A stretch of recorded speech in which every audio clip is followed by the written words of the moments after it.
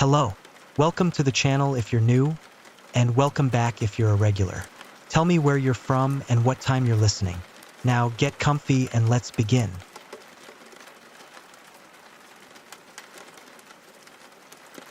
Two years ago, I spent Christmas with my roommate. We were both in college, renting a small house in the suburbs just outside campus. Neither of our families were particularly into Christmas, and with both of us being on a tight budget, we decided to stay home for the winter break. We still managed to do a bit of decorating and bought each other a couple of cheap gifts, so we could have our own little Christmas. Other than that, we mostly planned on watching movies and maybe hitting a party later on. On Christmas Day, we exchanged gifts and hung out. Around 5 p.m., my roommate suggested going to a party by campus. I had originally planned to go as well, but for some reason, I just felt tired and wasn't in the mood to go out. I told him he should go if he wanted, and he left around 6. I sat back, snacked on some junk food, and relaxed in front of the TV. But by around 8, I felt restless and decided to do something. With most places closed, I grabbed my jacket and decided to take a walk to look at the Christmas lights around the neighborhood. It was cold, but not unbearable.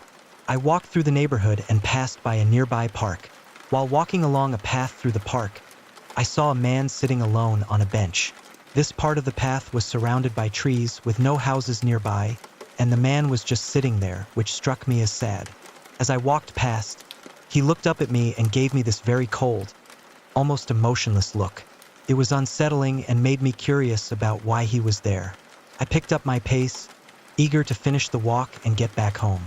The whole time, I couldn't stop thinking about the man and the odd feeling his stare gave me. When I finally reached my house, I opened the door and closed it behind me, taking off my shoes. But before I could move away from the door, I heard a thump right outside. It startled me, since it came just after I had gotten inside. I leaned over and looked through the peephole. There he was, the same man standing on the porch staring at the door. His face was blank, not smiling or frowning, just empty. I cracked open the door a little. "Are you okay?" I asked. He looked at me, his eyes emotionless, and didn't say a word. I asked again if he needed anything, but still he didn't respond. Feeling uncomfortable, I closed the door and looked back through the peephole. He stood there for what felt like a full minute before he moved off to the side, out of my sight. I looked over and noticed that the window curtains were open, and the man could likely see into my house. Suddenly, I didn't want him to see me, so I hesitated to go and close the curtains. He could probably just see the Christmas tree and the couch, but it still made me uneasy knowing he was looking inside. As I stood there, trying to figure out what to do next, a dull thud came from outside the window. I stepped back and peered out, seeing the man slam a large rock against the glass. His expression remained vacant, making it even more terrifying. I ran to lock myself in a room and called 911, hearing the man continue hitting the window. After a few hits, there was a pause, and then it sounded like he moved to hitting the front door. This went on for what seemed like forever before, finally, it went silent. When the police arrived, the man was gone. Outside, there were multiple cracks in the window, and the front door had large chunks of wood smashed out, lying on the ground. The police speculated that the man was likely just intoxicated and didn't have any specific reason to target me. Whatever the case, his behavior was terrifying. If he had managed to get inside, there's no telling what he might have done.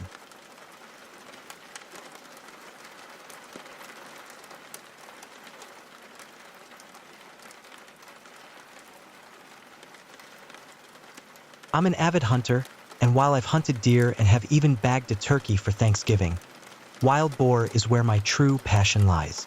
For those who don't know, boars are a huge problem in the US. A sow can have 2 litters a year, often with 10 or more piglets per litter.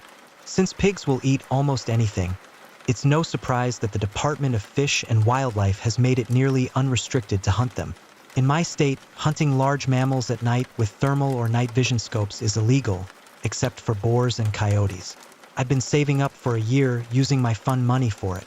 It was tough to explain to my wife why a scope that cost twice as much as the rifle I mounted it on was worth it, but I did it. After getting it, I took it to the range to sight it in. I knew of a spot with heavy boar activity that would be perfect for a night hunt. It was easy to access by truck and had clearings I could set up in, overlooking a large, open area. The night started off uneventfully. I was mostly tinkering with my new scope, cycling through its different settings. I was getting impatient, wanting to see something. I spotted a few deer, but they were out of season, and as I mentioned earlier, my setup wasn't legal for hunting deer. So, I moved to another spot I had scouted a few days earlier. Probably wasn't any better than the first spot, but it gave me something to do and a new angle to work with. After an hour or so of scanning the area, I realized something. This location was dead. There were no rabbits, no owls, nothing. The deer I had seen earlier were hundreds of yards away. Why was this area so quiet at night when it was bustling during the day? I had set up around 10 p.m., and by 2 a.m., I was starting to consider packing up, maybe taking some practice shots before I left. Just as I was thinking about it, I heard a crunching sound coming from behind me. I swung my scope around and saw a figure, low to the ground, moving through the brush. First, I thought it was a small bear. My scope isn't really night vision, it's a thermal scope, kind of like the black and white visuals you see in the Predator movies. I adjusted the zoom and focused on the shape. I jumped a little when I realized it wasn't a bear. It was a man. He was hunched over, so low to the ground, that I thought I was looking at a young bear at first. My next thought was, could this be a game warden? But it didn't make sense. I would have seen headlights approaching the road from where I was, and there was no sign of a vehicle. Plus, I was 30 miles away from civilization, and this was all public land. I was about to call out when I adjusted my sights and noticed. He was naked, no shoes, pants, or anything. I remembered being disturbed by his movements like a squirrel or something, twitchy and grabbing at the foliage, sniffing around and palming the tree. Was that my tree? The one I've been leaning against earlier? The thought terrified me. Could he smell me? Then he did something I still have nightmares about today. He squatted and placed his hands in the dirt between his feet and stared straight up like a dog mid-howl. And I heard it, a voice coming from that direction. A very compelling female voice. Help, I'm lost. There was a long pause, but neither of us moved the muscle. The center of my sights was trained at the dirt in front of his feet. I couldn't bring myself to aim directly at another person. It went against everything I've been taught about firearms. Were they lost? Was this some guy that had gone crazy out here? Why was his voice so feminine? Help, please, I can't walk. The voice called out. That's when I knew. He was lying. Not only could he walk, when I first saw him, he was traversing the land with ease for a naked person. So good I mistook him for a bear. That's a trap. This guy is trying to lure me to him with a damsel in distress routine. Luckily, the lack of activity before had caused me to pack up most of my gear. I think I may have left behind a hat and a sitting pad, but I didn't care in that moment. I took my eyes off him for a moment to get my pack on. I buckled my chest strap and scrambled for my rifle. To my horror, he was in the same position, but his face was staring in my direction, and I swear I saw a smile. The thermoscope has an effect that makes animals' eyes appear white. How had he heard me get up and put my gear on? He must have easily been 150 yards away. F off, I screamed as loud as I could in that direction. He stood upright, and it hit me how tall and skinny he was. Easily 6 feet and very lean. It took a couple of long strides in my direction, and I instinctively sent around, sailing above his head into the tree line. He was incredibly freaky, but he hadn't really threatened me. What would I even tell the cops? I was unwilling and unready to actually shoot someone. He stopped dead in his tracks and hunched down on all fours. The next one's gonna mess you up. Go away. He stayed on all fours, and this time I had my sights trained on the center of him. His eyes were just above the grass like a large cat or something. I was trying to stop my trembling and knew that my voice had cracked a little on that last warning.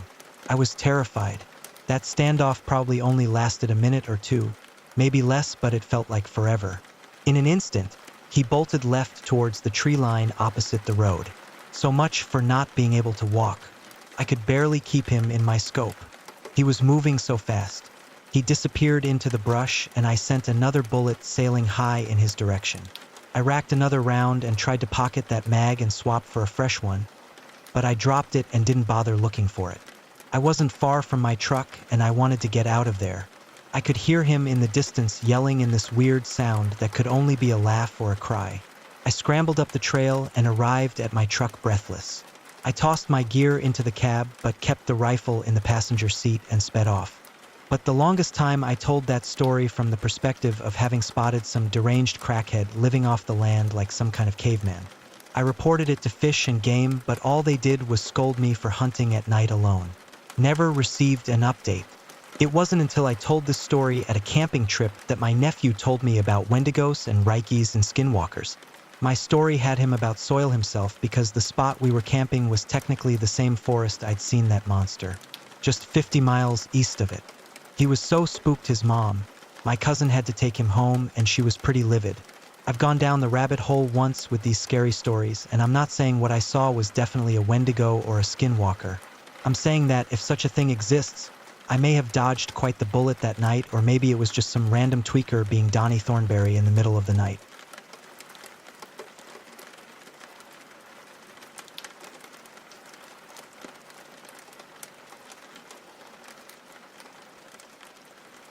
The human body is a marvel of evolution, but it's also a treasure trove of spare parts if you know the right people. I never imagined I would learn that lesson firsthand in a grimy Bangkok hostel, but life has a funny way of teaching you things you never wanted to know. For years, I had dreamed of backpacking through Southeast Asia. The allure of ancient temples, vibrant markets, and idyllic beaches had captivated me. So, after saving up enough money and vacation time, I packed my bags and boarded a plane to Thailand. I was filled with excitement and anticipation, eager for the adventure ahead. Bangkok was my first stop. The city overwhelmed my senses in every way. The overpowering aroma of street food mixed with exhaust fumes, the constant hum of tuk-tuks and street vendors, the throngs of people in the jam-packed streets. It was both exhilarating and exhausting. I checked into a hostel in the Khao San Road area, a popular hub for backpackers. It was cheap and cheerful, with peeling paint on the walls and a communal bathroom that had definitely seen better days. But it had a certain charm, and the common area buzzed with the lively energy of young travelers from all corners of the globe. That's where I met Sarah. She was sitting alone, sipping on a Chong beer while scrolling through her phone. There was something about her that stood out. Maybe it was the way she seemed to be both part of the scene and apart from it. I struck up a conversation, and we clicked instantly. Sarah was from Australia, on a gap year before heading to university. She had an infectious laugh and an endless supply of stories from her travels. We spent the evening swapping tales, making plans to explore the city together the next day. As we said our goodbyes for the night, Sarah flashed me a warm smile. "Get some rest," she said. "Tomorrow's going to be an adventure." I had no idea how right she was, or how wrong.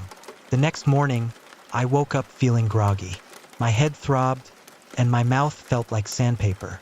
I figured it was just jet lag and maybe a few too many beers the night before. But as I tried to sit up, I realized something was terribly wrong. My limbs felt heavy, numb, and the room seemed to spin around me. Waves of nausea crashed over me, and panic started to creep in as I realized I couldn't move. I tried to shout, but my voice came out as a weak croak. Everything around me seemed to blur in and out of focus.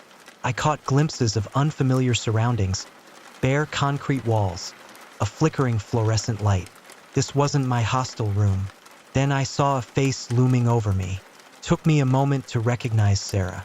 But when I did, my blood ran cold.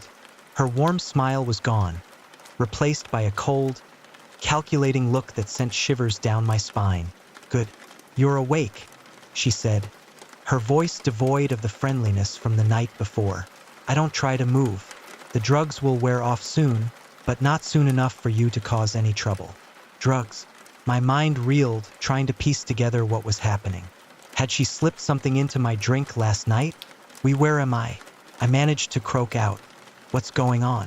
Sarah's laugh was hollow, mirthless. "You're about to make a very valuable contribution to society," she said. "Well, to certain members of society who can afford it, anyway." As the fog in my brain began to clear, the horror of the situation started to sink in. This wasn't a robbery or a kidnapping for ransom. This was something far worse. Your organs will fetch a good price on the black market, Sarah continued, her tone matter of fact, as if she were discussing the weather. You're young, healthy. That's a rare commodity in our line of work. I wanted to scream, to fight, to run, but my body refused to obey. I could only lie there, terror coursing through my veins, as Sarah began to prepare surgical instruments on a nearby tray. Don't worry, she said, noticing my panicked gaze. We are professionals. You won't feel a thing. Somehow, that was small comfort. Just then, the door opened, and two men entered. They were dressed in scrubs, looking for all the world like legitimate medical professionals. But the predatory glint in their eyes told a different story. Is the subject ready? One of them asked Sarah. She nodded. Just about. Give the drugs another few minutes to wear off. We don't want any involuntary muscle spasms during the procedure. Procedure. Such a clinical term for what they were about to do to me. As they discussed the logistics of harvesting my organs, my mind raced, searching desperately for a way out. But with my body still paralyzed and three of them watching me, escape seemed impossible. I thought of my family back home, blissfully unaware of the danger I was in. Would they ever know what happened to me? Or would I simply become another statistic? Another backpacker who vanished without a trace in a foreign land? The minutes ticked by agonizingly slowly. I could feel sensation gradually returning to my limbs, but it wasn't enough.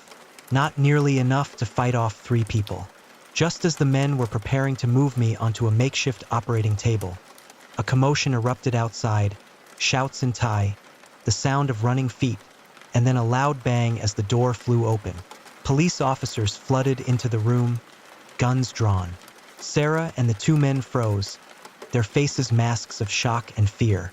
In the chaos that followed, I felt hands on me, gentler this time, helping me to sit up.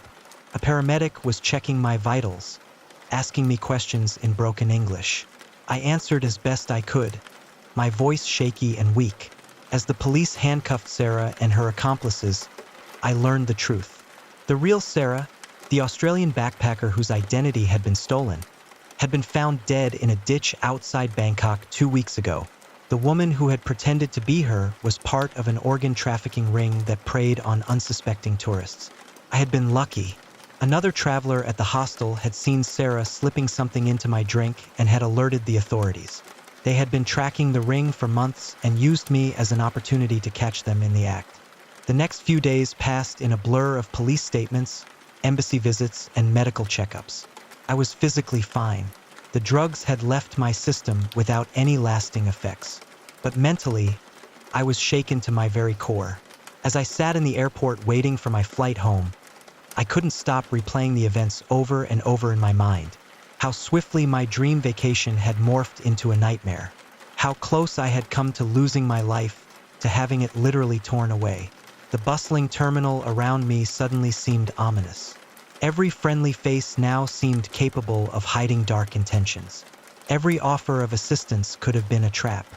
Yet, as I boarded the plane, a small part of me refused to let this experience define me. Yes, I had witnessed the worst of humanity, but I had also seen its best. In the fellow traveler who had saved me, in the police officers who had come to my aid, in the embassy staff who helped me get back home. The world was still filled with wonders and adventures, but it was also full of dangers, some that were barely concealed. But now I was wiser, more cautious.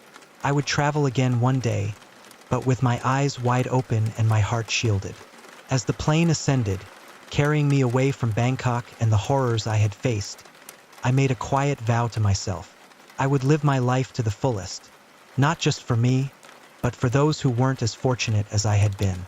My organs were mine, and I intended to keep them for a long, long time. The scars from that night in Bangkok would remain with me forever, invisible yet deep. They served as a reminder of how fragile life is and how quickly it can be threatened. But they were also a testament to my survival, to the strength I never knew I had. As I watched the city lights of Bangkok disappear beneath the clouds, I closed my eyes and took a deep, steadying breath. I was alive. I was whole. And I was going home. The adventure I had longed for had turned out to be more than I ever expected.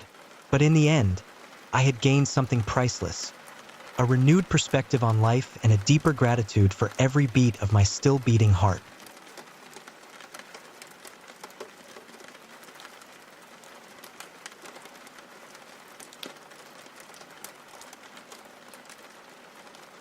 The first growl echoed through the cave, stopping us all dead in our tracks. The second sent a chill through our bones. By the third, we knew with terrifying certainty that we were not alone in this dark, twisting underground maze. And whatever was with us, it was hungry. It had started as a simple day hike, a chance for me and my 3 closest friends to escape the city and enjoy some fresh air. Jake, the self-proclaimed wilderness expert, had heard of a little-known trail that promised incredible views. Sarah, always up for an adventure, was all in. Mike and I were more hesitant, but eventually we gave in to their enthusiasm. The hike began without a hitch. The weather was perfect, cool and crisp, with a gentle breeze. We laughed, shared stories, and took in the breathtaking beauty of the wilderness. But as the hours passed, the trail grew less distinct. Jake reassured us that we were still on the right path, though I could see the doubt flicker in his eyes. By late afternoon, we had to admit the truth. We were lost. The sun hung low in the sky, and the temperature was dropping fast. That's when Sarah spotted it. A cave entrance, hidden behind a cluster of boulders. "We should stay here for the night," she suggested. "It'll shelter us from the wind, and we can figure out our way back in the morning."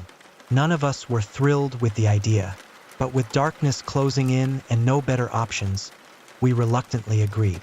The cave entrance was narrow, forcing us to enter one at a time. I was last, taking one final look at the fading light outside before stepping into the cold darkness. Inside, the cave opened into a larger chamber. Our flashlights cast strange, distorted shadows on the rough stone walls. The sound of water dripping echoed through the space, making the atmosphere feel even more oppressive. "Well, this is cozy," Mike said, his attempt at humor doing little to lighten the mood. We spread out our sleeping bags and divided the meager rations we had left. No one felt much like talking. The weight of our situation, lost, cold, with limited supplies, began to settle heavily on all of us. I was about to suggest we try to get some rest when we heard it. A low, rumbling growl that seemed to emanate from the very walls of the cave. We all froze, eyes wide, our flashlights flickering in the eerie stillness. "What was that?" Sarah whispered, her voice trembling. "Probably just the wind," Jake said, though even he didn't sound convinced. Then we heard it again, louder this time and much closer. "That's not the wind," Mike said, his voice tight with panic as he scrambled to his feet. "We need to get out of here." But as we turned towards the entrance, another growl came from that direction. Whatever it was between us and our only way out. "There's got to be another way," I said, trying to keep my voice steady. "Caves like this often have multiple chambers. Maybe we can find another exit." It wasn't much of a plan, but it was all we had. We quickly packed up our things, hands shaking as we stuffed sleeping bags into backpacks. The growls were getting more frequent now, interspersed with the sound of something large moving in the darkness. We moved deeper into the cave, our flashlights providing meager illumination in the pitch black. The passage narrowed, then widened again into another chamber, but this one wasn't empty. Our lights fell on a pile of bones in the corner. Some were clearly animal, but others looked disturbingly human. Sarah let out a choked sob. Oh God, what is this place?" As if an answer, a roar shook the cave, so loud it made my ears ring. And then we saw it. It emerged from a shadowy crevice, a creature that shouldn't exist. It was massive, easily 7 feet tall, with a body that seemed to be a nightmarish blend of bear and something almost human. Its eyes reflected our flashlight beams, glowing an eerie yellow. Saliva dripped from jaws filled with teeth as long as my fingers. For a moment, we all stood frozen in terror. Then Jake shouted, "Run!" and we all snapped into action. We bolted down a side passage, the creature's roars and the sound of its massive body scraping against stone close behind. We ran blindly, taking turns at random, driven by pure terror. I don't know how long we ran. Time seemed to lose all meaning in the darkness. But eventually, we found ourselves in a small chamber with no other exits. We were trapped. The creature's growls grew closer. We pressed ourselves against the far wall. Flashlights pointed at the entrance. I could feel Sarah trembling beside me, hear Mike's rapid, panicked breathing. "What do we do?" Sarah whimpered. I looked around desperately, searching for anything that might help us. That's when I noticed the strange markings on the wall behind us. They looked ancient like cave paintings, but there was something off about them. They seemed to shimmer faintly in the light of our flashlights. On impulse, I reached out and touched one. To my shock, my hand passed right through the stone. "Guys," I gasped, "I think I found something." But before I could explain, the creature appeared at the entrance to our chamber. It filled the entire opening, its yellow eyes fixed on us with predatory intensity. "Go," I shouted, pushing Sarah towards the wall. Through the markings. I don't think they understood, but survival instinct took over. One by one, they pressed against the wall and vanished. I could hear the creature's enraged roar as it realized its prey was escaping. Just as I felt its hot breath on my neck, I threw myself at the wall. There was a moment of vertigo, a sensation of falling, and then I was tumbling onto soft grass under an open sky. I looked up to see Sarah, Mike, and Jake staring at me with wide eyes. Behind us was a sheer rock face. No sign of a cave entrance, just those same strange shimmering markings. We were safe, somehow transported out of the cave and back to the surface. But as the adrenaline faded and relief set in, new questions arose. What was that creature? How had we traveled through solid rock? And most troublingly, how many other hikers had stumbled into that cave, never to return? We made our way back to civilization in a daze. Our story met with disbelief by the park rangers. They searched the area we described, but found no cave, no monster. Just those strange markings, which the others dismissed as nothing more than ordinary rock formations. In the months that followed, we tried to return to our normal lives, but the memory of that night in the cave continued to haunt us. We'd encountered something that defied explanation, something that challenged everything we thought we knew about reality. I found myself diving into research on cryptozoology, cave systems, even quantum physics, trying to find any logical explanation for what we'd experienced. Sarah threw herself into her work, seeking distraction. Mike found solace in religion, clinging to faith for comfort. Jake, ironically, gave up the outdoors entirely. We don't speak much about that night anymore. It's too unbelievable, too terrifying to put into words. But sometimes, when I'm alone in the dark, I swear I can hear a faint growl from far away, and I wonder about the creature still lurking in its underground lair, waiting for its next victims. I also think about those markings, that impossible portal that saved our lives. What were they? Who placed them there? Are there others like it scattered around the world, waiting to be found? I don't have any answers, but one thing is clear. The next time someone suggests a hike for some breathtaking views, I'll be staying home. Some adventures, it turns out, are better left unexplored.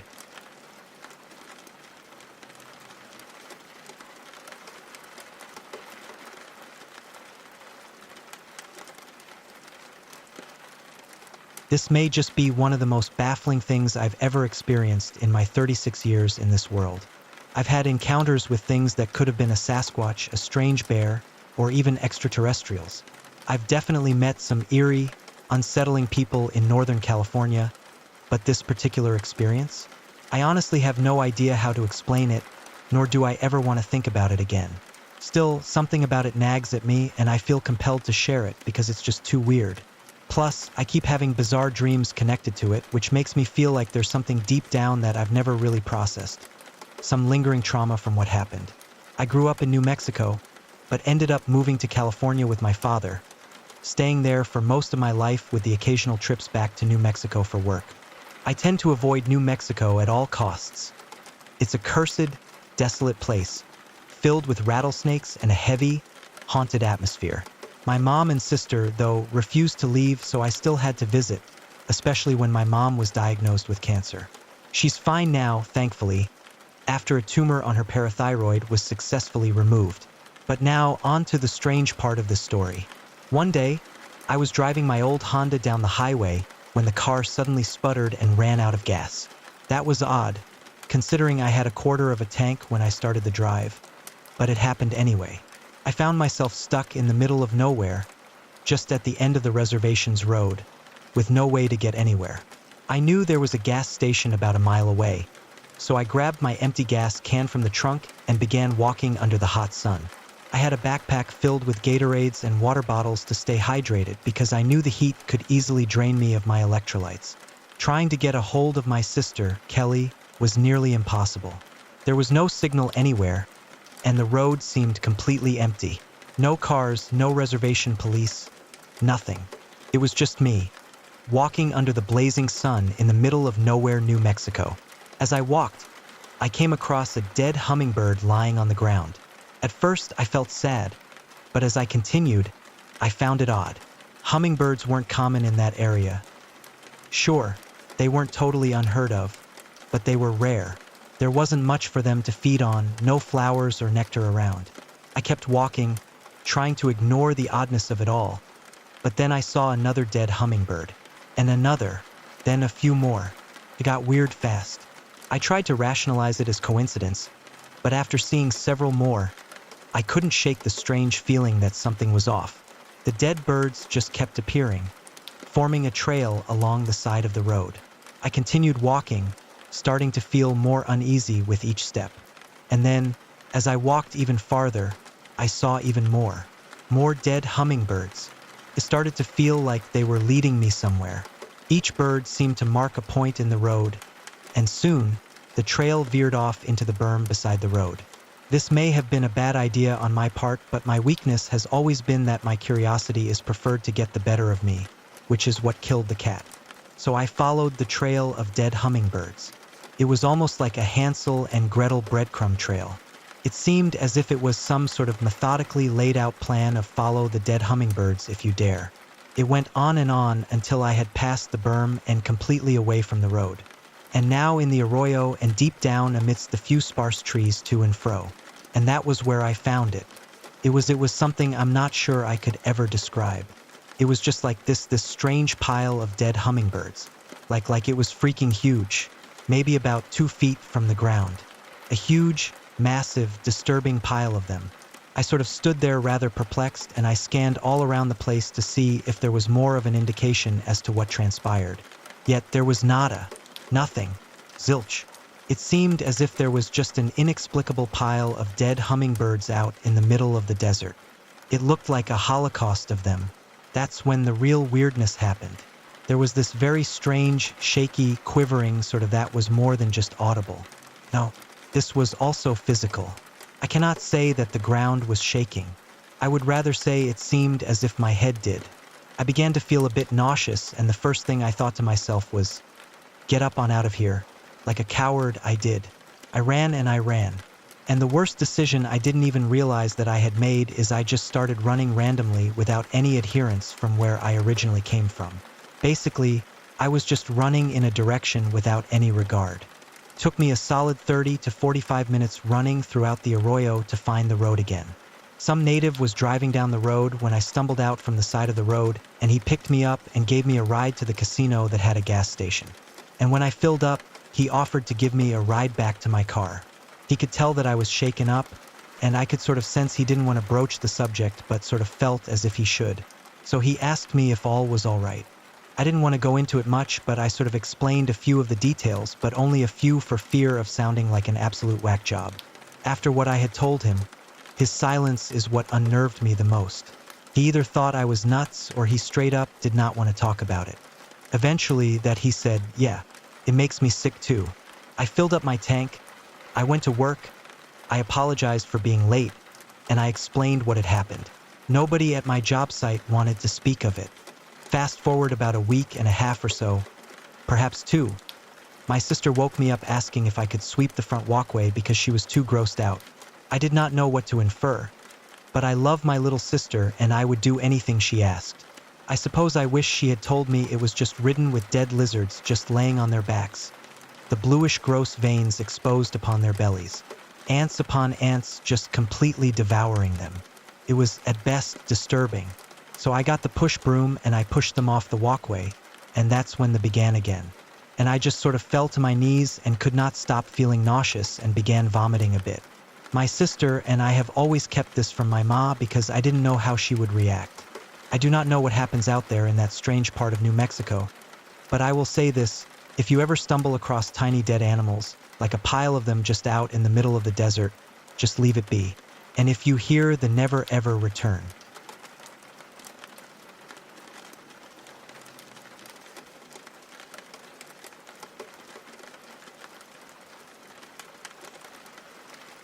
I've always been a light sleeper, but that night, something yanked me from sleep with a force I'd never felt before. My eyes flew open, heart racing, every nerve screaming in alert. The digital clock on my nightstand glowed ominously, 3:33 a.m. As I lay there, trying to steady my breath, I heard it. Footsteps, slow, purposeful, coming from the hallway outside my bedroom. But that was impossible. I lived alone. I forced myself to remain perfectly still, straining my ears to hear more clearly. The footsteps halted right outside my door. The handle turned slowly, the hinges groaning as the door creaked open. I held my breath, eyes wide in the dark, as a figure stepped into my room. Even in the dim light streaming through the curtains, I could make out the silhouette of the intruder. Tall, broad-shouldered, moving with an unsettling familiarity. As it came closer to my bed, moonlight washed over its face, and I felt the world tilt beneath me. I was staring at myself. Not a reflection, not a twin, but me.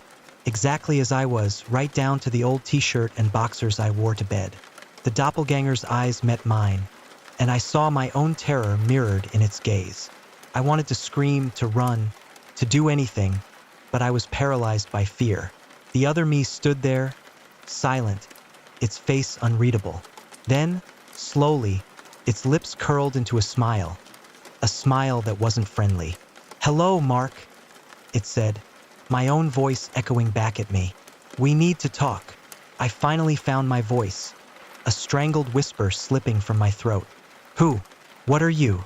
The thing that looked like me tilted its head, as if thinking it over. "I'm you, of course. Or rather, I'm the you that could be, the you that should be." I shook my head, trying to clear it. This had to be a dream, a nightmare. Any second now, I'd wake up, laugh it off, and move on with my day.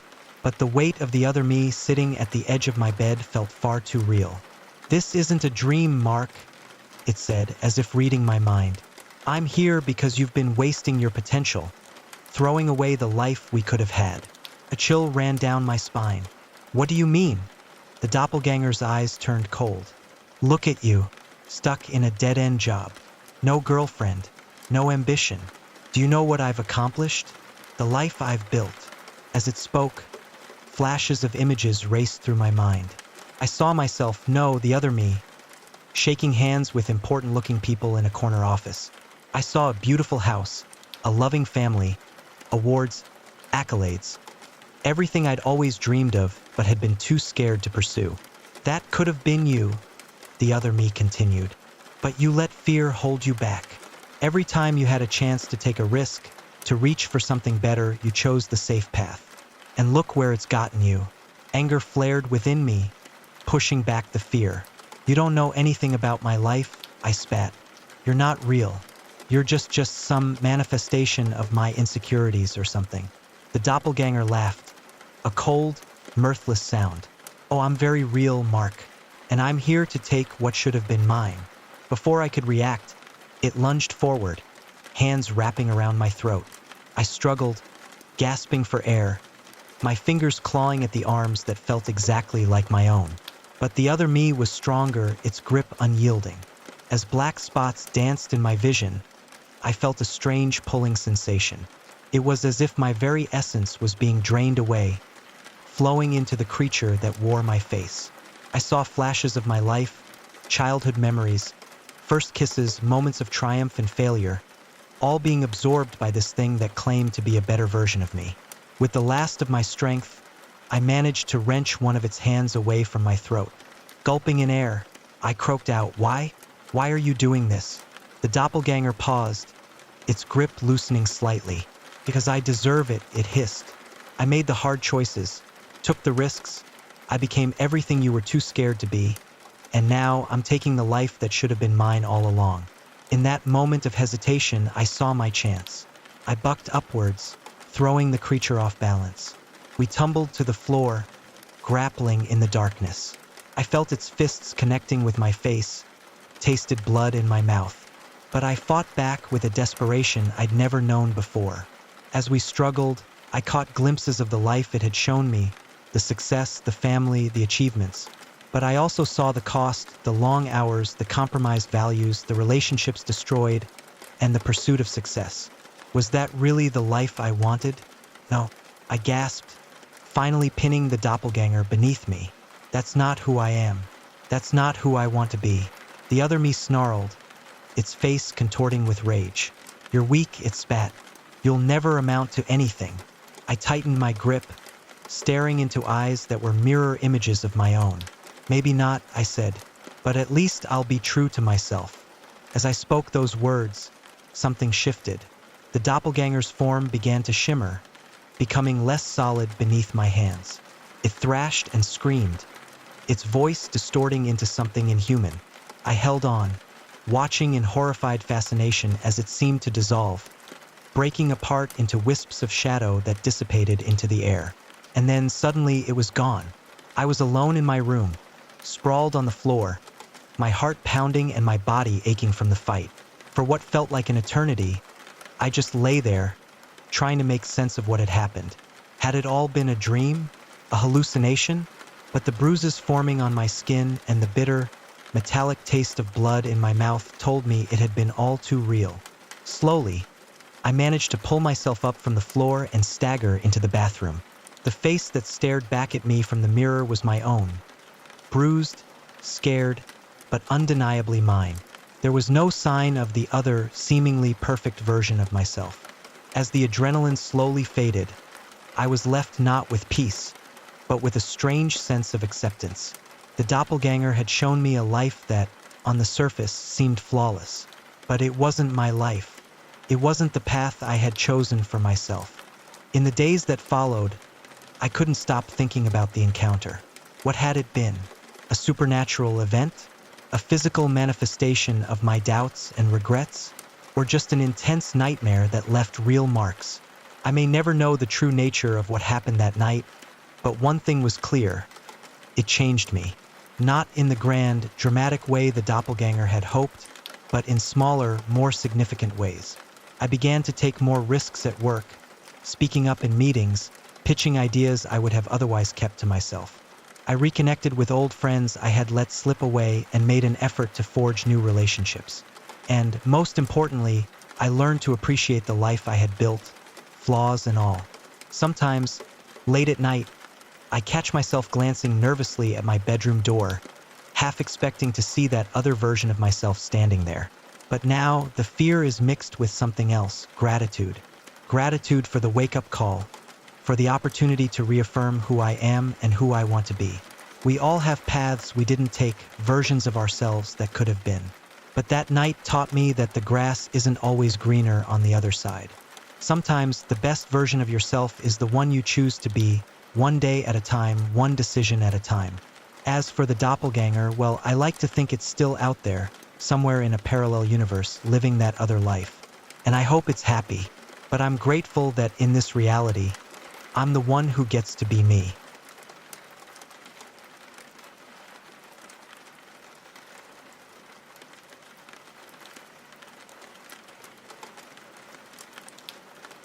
This happened about 6 years ago, and it's a story I've shared many times because, honestly, it was probably the closest I've ever come to being seriously hurt, or worse, kidnapped, or something equally horrible. The summer of 2012, my best friend and I were hitchhiking across Eastern Europe with no money, living like a couple of crusty punks. We were 19 at the time and totally bought into that lifestyle, or whatever you want to call it. We're over it now, though. Without getting into too many details, we were heading toward Poland from the Baltics and caught a ride in Lithuania, near the Latvian border. The guy who picked us up was really friendly, but he was ultimately going in a different direction, so he dropped us off at a spot he said was good for hitchhiking. He left us at a large concrete area by the side of the road in the middle of the Lithuanian countryside. Looking back, it was probably a spot meant for truckers to pull in and take a nap or whatever. On one side of the road were endless cornfields, and on the other side were some woods. It was getting pretty late, and there wasn't a car in sight, so we decided to call it a night. We crossed the road and made our way to the edge of the woods, setting up our sleeping bags and food near a small dirt mound close to the road. As we were getting settled, we suddenly heard a woman scream from across the road. We immediately ran over to see what was going on and could barely make out two men running through the cornfields. We froze for a second, then watched as a car came speeding out of the cornfields and quickly drove off into the distance. We stood there, stunned, not sure what to do. A few moments later, a police car pulled up. The officer asked us questions in Lithuanian, but we explained in English that we were just hitchhikers. He told us that this was a dangerous place and that we shouldn't be here, then rolled up his window and drove off without another word. By this point, we were freaked out, so we crossed the road and went back to our bags by the dirt mound near the woods. My friend had a rusty old penknife, and we decided to stay vigilant. It was now completely dark, and after a while, nothing else happened. But we were still a bit scared, and we couldn't really sleep. But then in the dead of the night, in the woods next to us, we could hear footsteps cracking the twigs and branches of the woods. They slowly got closer and closer towards us too, and eventually they stopped. We heard incessant whispering for a few moments, then heard the footsteps and the twigs snapping move slowly away from us. Neither of us needed to say anything to each other because we both knew what had just happened. At this point, we were petrified, and my friend took out his shitty penknife and we just laid there shitting it and waiting. I remember saying to him, "See you in hell, Connor," and him saying it back to me. An hour or two passed, and we were just laying there taking turns with the knife in case we got attacked from different angles and not knowing what was going to happen. After a while, nothing happened and the exhaustion kicked, and so we just passed out. But suddenly we were abruptly woken early in the morning, sunny by this stage, by the sound of a car really aggressively pulling up on the road, by the man that we were sleeping behind. We heard car doors slam and footsteps stomping towards us really quickly. As we were laying down and behind the mound, we couldn't see them, but we could just feel that they were inches away from us. I'll never forget the fear that I felt at that moment. My whole body froze and I simply thought that this was it. But they stopped and we heard a really angry argument in Lithuania between two men. It went quiet after what felt like an eternity, but in reality, it was probably 30 to 60 seconds. They just stopped back to their car and drove off. I almost vomited with relief too, and we immediately got up, packed our bags, and started walking as far as fucking possible from that area, and started hitchhiking again. We're not sure what we were privy to that night, and we don't think it was a sexual assault or else there would have been more screams, but we think that it was probably a murder. The perpetrators were likely watching us from the woods whispering. They could have been seconds away from either killing us or kidnapping us the next morning. This all happened 6 years ago, and it's still so surreal thinking that this happened and that we got away unscathed. I mean, we could have easily been a pile of bones in some unknown Lithuanian forest, never to be found. I'd also like to add as well that before all this happened, there was a weird precursor.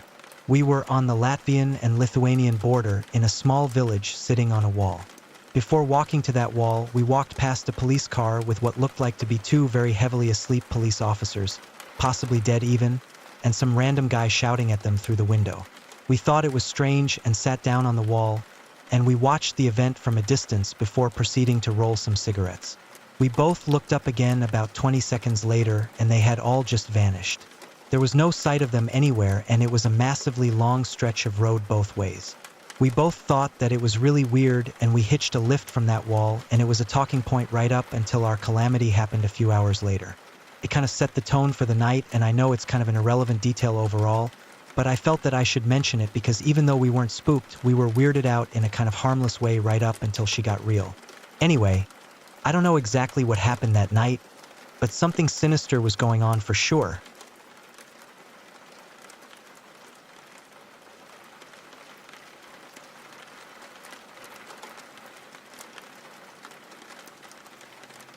The first time I tried the door, I thought it was just stuck.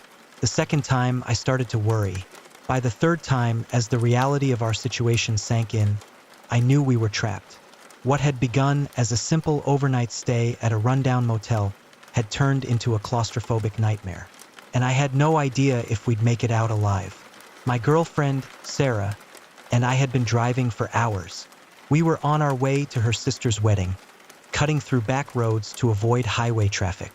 It was Sarah's idea, a chance to see some of the country's hidden gems, she'd said. Now, as our eyes strained against the darkness and fatigue began to set in, I was starting to regret agreeing to her plan. "We should stop for the night," Sarah said, stifling a yawn. "We're both exhausted." I nodded, relief washing over me. "Next place we see, we'll pull over." That place turned out to be the Pine Grove Motel, a dilapidated establishment that had clearly seen better days. The neon sign flickered weakly, half the letters burnt out. But it was late, we were tired, and neither of us wanted to drive any further.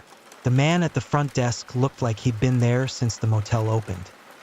His vacant eyes regarded us with disinterest as he handed over a key attached to a faded plastic fob. "Room 13, he croaked. "End of the row." I hesitated. 13? Don't you have any other rooms available? He shook his head slowly. 13's all we got. Take it or leave it.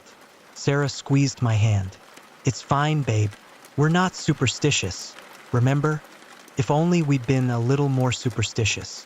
If only we'd listened to that nagging feeling and driven on to the next town. But we were tired, and the lure of a bed, any bed, was too strong to resist.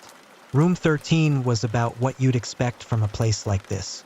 Faded wallpaper, a sagging mattress, and a bathroom that hadn't seen a cleaning since Reagan was in office.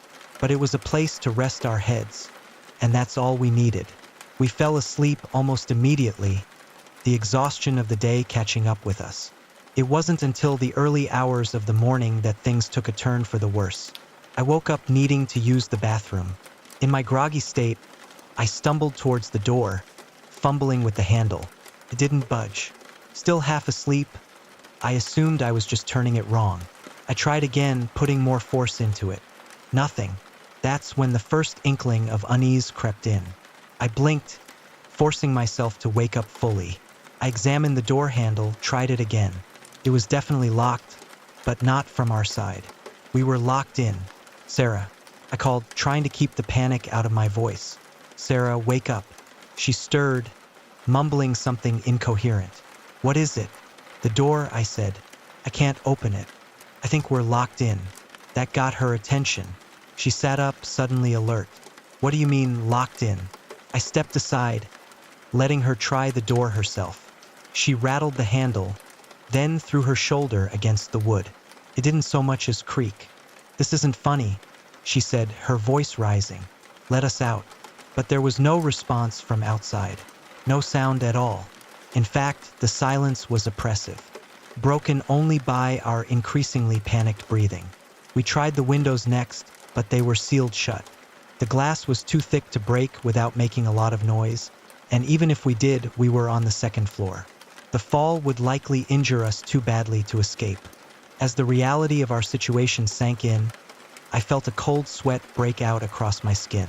We were trapped with no way to call for help. Our phones had no signal.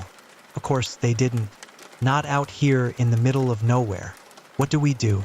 Sarah asked, her voice small and frightened. I took a deep breath, trying to think rationally. "We wait," I said. "Someone will come to clean the room eventually, or maybe check us out. When they do, we'll be ready." But as the hours ticked by, no one came. We shouted ourselves hoarse, pounded on the walls until our hands were bruised. Nothing. It was as if the entire motel had been abandoned, leaving us as the only souls for miles around. The worst part was not knowing why. Were we simply victims of a cruel prank? Or was there something more sinister at play?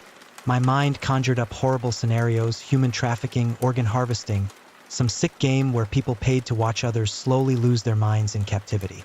As day turned to night again, our situation grew dire. We had no food, and the tap water tasted metallic and wrong. Thirst drove us to drink it anyway, but it left us feeling nauseous and lightheaded. Sarah broke down first. "We're going to die here," she sobbed, curled up on the bed. "No one knows where we are. No one's coming for us." I held her, murmuring reassurances I didn't believe. The truth was, she was right. We told no one about our detour, about staying at this godforsaken motel. For all anyone knew, we were still on our way to the wedding. As the second night wore on, I began to hallucinate. Shadows moved at the corners of my vision, and I could swear I heard voices whispering just beyond the walls. Was it the lack of food? The strange water? Or was I simply losing my mind? It was during one of these hallucinatory episodes that I noticed something odd about the ancient TV in the corner. It wasn't plugged in, hadn't been since we arrived, but I could have sworn I saw a flicker of static across its screen. Curious, desperate for any change in our circumstances, I approached it. As I drew closer, the static grew stronger, resolving into a grainy image. What I saw made my blood run cold. It was us, Sarah and I, asleep on the bed, but the angle was wrong, as if the camera was positioned in a corner of the ceiling. With a growing sense of horror, I looked up. There, almost invisible against the textured ceiling Ming, was a tiny camera lens. "Sarah," I said, my voice hoarse, "we're being watched." She looked up from the bed, her eyes red-rimmed and unfocused. "What?" I pointed to the camera, then to the TV. Her eyes widened as she made the connection. "Oh God," she whispered, "what is this place?" Before I could respond, the TV screen changed. The image of our room was replaced by text, stark white against a black background. "Welcome to the game," it read. "You have 60 minutes to escape. Fail and you forfeit your lives. Your time starts now." A timer appeared in the corner of the screen, counting down from 60 mile. For a moment we just stared, too shocked to move. Then survival instinct kicked in. We tore the room apart, looking for clues, for anything that might lead to our escape. We found cryptic messages hidden in the Bible, a key taped to the bottom of a drawer, a series of numbers scratched into the bathroom mirror that only appeared when fogged up. Each solved puzzle led to another, each solution bringing us closer to freedom. But the clock was ticking and we were running out of time. With less than a minute left, we finally cracked the last code. The door swung open with an anticlimactic click, revealing an empty hallway beyond. We ran, not stopping until we reached our car. As we peeled out of the parking lot, I glanced in the rearview mirror. The motel stood silent and dark, giving no hint of the horrors it contained. We drove straight to the police, but when they investigated, they found nothing. The motel was abandoned, had been for years, they said. No cameras, no locked rooms, no evidence of the game we'd been forced to play. Sometimes, late at night, I still wake up in a cold sweat, convinced I'm back in that room. I'll check the corners for cameras, strain my ears for the sound of a ticking clock. Sarah and I don't talk about it much. Who would believe us? But we know what happened. We know what we survived, and we know that somewhere out there, in some nondescript motel off the beaten path, the game is waiting for its next unwitting players. So take my advice. Stick to the main roads, stay in chain hotels, and if you ever find yourself checking into room 13, turn around and drive away as fast as you can. Because once the game begins, there's no guarantee you'll make it out alive.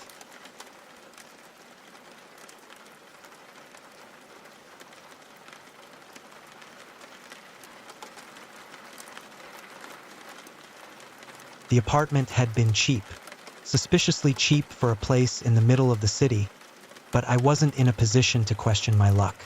I signed the lease within the hour, eager to put some distance between myself and my past. First, it was everything I had hoped for, a quiet place to start fresh. The unit was small but clean, the kind of nondescript studio that could belong to anyone. I settled in quickly, unpacking the few belongings I had left and falling into a comfortable routine. It wasn't until the second week that I started to notice the noises. It began at night around the same time, a low, rhythmic tapping. At first, I thought it was my neighbors, thin walls and all that. But when I asked around, no one else seemed to hear it. The landlord brushed it off, claiming the building was old, prone to creaks and groans. I wanted to believe him. Then the knocking started. not at my door but from inside the walls. Soft at first, like the hesitant rap of knuckles against wood, then louder, more urgent. One night, I pressed my ear to the wall. The knocking stopped immediately, as if whoever or whatever was behind it had been listening, too. I told myself it was rats. The city was full of them, after all. I bought traps, set them along the baseboards, and tried to ignore the sense of unease curling in my gut. But the noises didn't stop. They changed. It wasn't just knocking anymore. I started hearing whispers, faint but distinct, threading through the late-night silence. I told myself it was the pipes, my exhausted mind twisting mundane sounds into something sinister. But deep down, I knew. Pipes didn't whisper, and they certainly didn't call my name. One evening, after another sleepless night, I decided I'd had enough. I grabbed a flashlight and crouched beside the radiator, searching for any sign of a loose panel or vent. That's when I noticed it, the thin seam in the wall, a barely perceptible line running along the baseboard, as if something had been hastily patched over. My stomach twisted. I shouldn't have done it. I should have left it alone. But I didn't.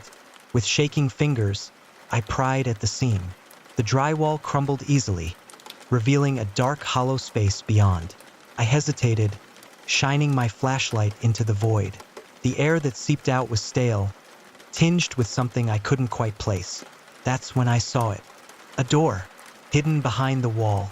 A small, wooden door with no handle, no keyhole. Just a simple, unmarked slab of wood. I stared at it, my breath coming in shallow gasps. Every rational thought in my mind screamed at me to stop, to seal the wall back up and pretend I had never seen it. But my hand moved on its own, fingers brushing against the wood. A chill shot up my spine. The door was warm. A faint thump echoed from the other side, so soft I might have imagined it. But then it came again, harder, closer. Something was behind the door. I scrambled back, nearly knocking over the lamp in my rush to put distance between myself and whatever lay beyond. The air in the apartment had changed, thick, heavy, charged with something unseen. The whispering had returned, but now it was all around me, rising and falling like a chorus of lost voices. Then the knocking resumed, not from the walls this time, from the door behind the wall. A slow, deliberate rhythm. Knock, knock, knock. I stumbled to my feet, heart hammering. I needed to leave. Now, as I reached for my phone, the power flickered. The air turned ice cold. I heard a final, resounding thud, and with it, a click. The hidden door had unlocked. The whispers stopped. And then, as if the air had been sucked from the room, silence fell. The door creaked open, revealing nothing but darkness. And a voice, soft and breathless, whispering from within. You shouldn't have found me. I ran. I didn't stop to grab my bag, my keys, nothing. I flung the apartment door open and sprinted into the hallway, slamming it shut behind me. My breath came in ragged gasps as I stumbled down the stairs, past darkened doorways and the flickering exit sign that had never felt so far away. By the time I reached the lobby, I wasn't sure if my legs would hold me. The night clerk looked up from his desk, startled by my disheveled state. Something wrong? He asked, peering at me over his glasses. I could barely form words. My apartment. There's something in my apartment. His brow furrowed, concern flickering across his face. Which unit? 303, I gasped, hands trembling.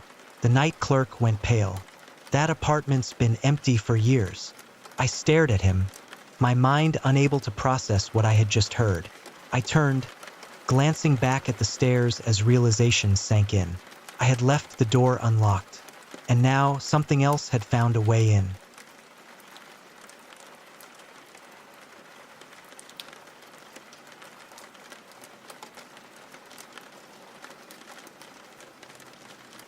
This happened about 2 years ago after a movie night with a group of my friends. I live in a small town, and the nearest decent movie theater is about 40 minutes away, so it's a bit of a drive.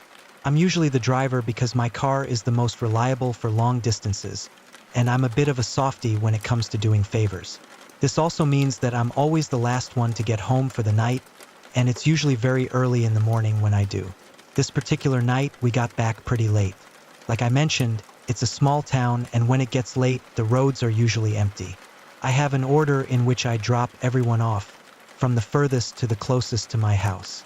We're pretty spread out from each other, so there are lots of twists and turns on those back roads. After dropping off one of my friends, it was just me and my boyfriend left. I was heading toward his house when I stopped at a T intersection along the way. The road ahead was lit with streetlights, but the further I looked down either side, it was just dark.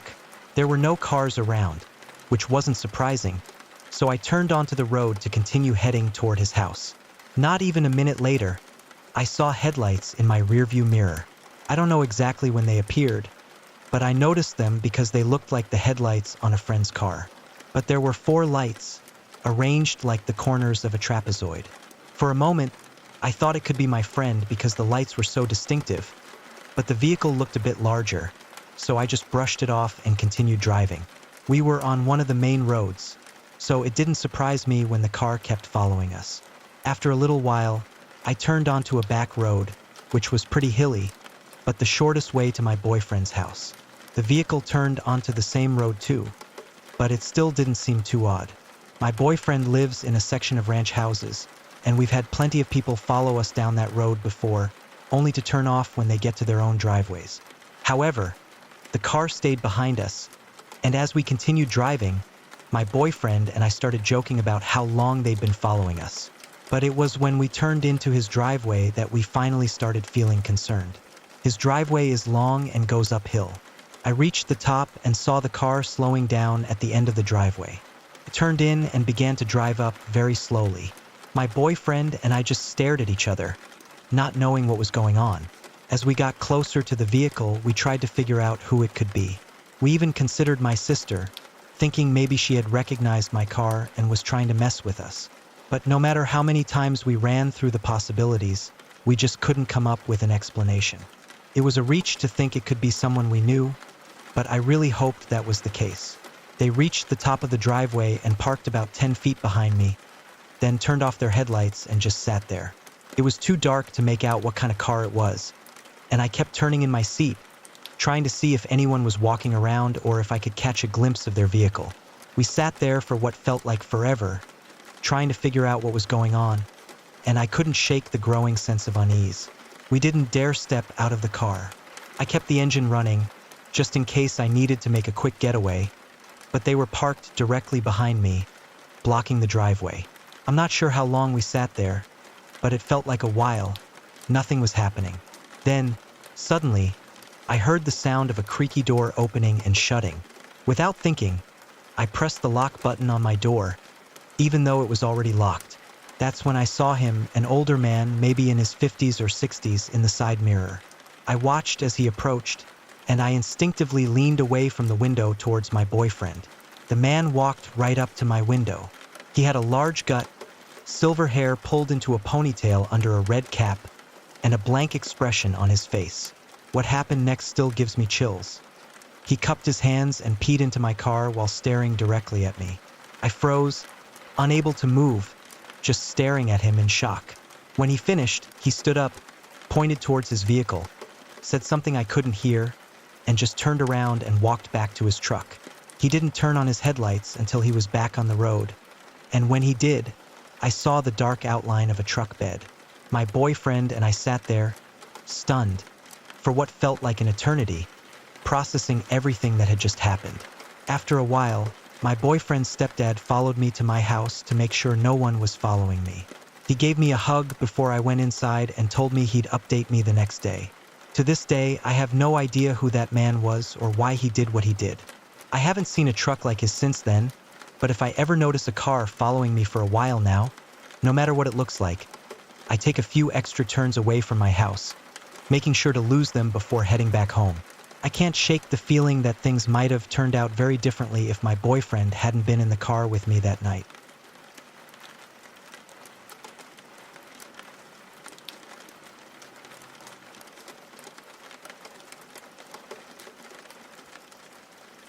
I work for a special unit within the Sheriff's Department, officially called the Electronic Monitoring Unit.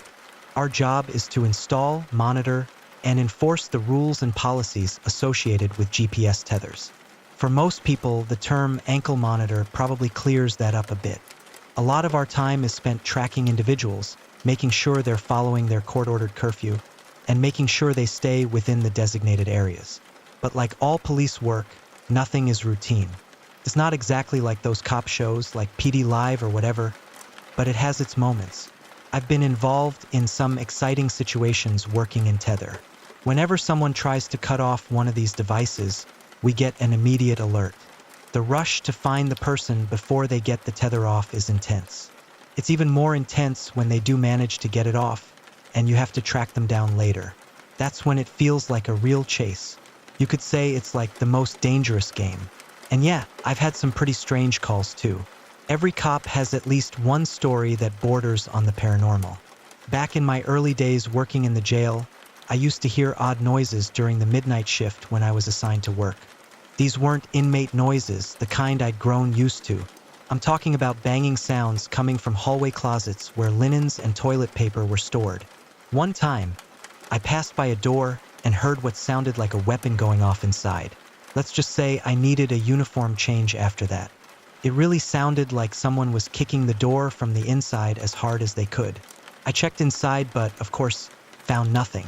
Back in 1993, our department lost a sergeant in the line of duty. He was making regular security rounds in one of the old jails downtown when an inmate took him hostage with a weapon. Imagine how terrifying that would be, especially knowing you're not supposed to face a weapon-wielding person inside a jail. It's still unknown how the weapon made its way into the jail. Some believe the inmate got it from the outside, while others suspect it might have been an officer who brought it in. I hate to consider that possibility, but it's a thought.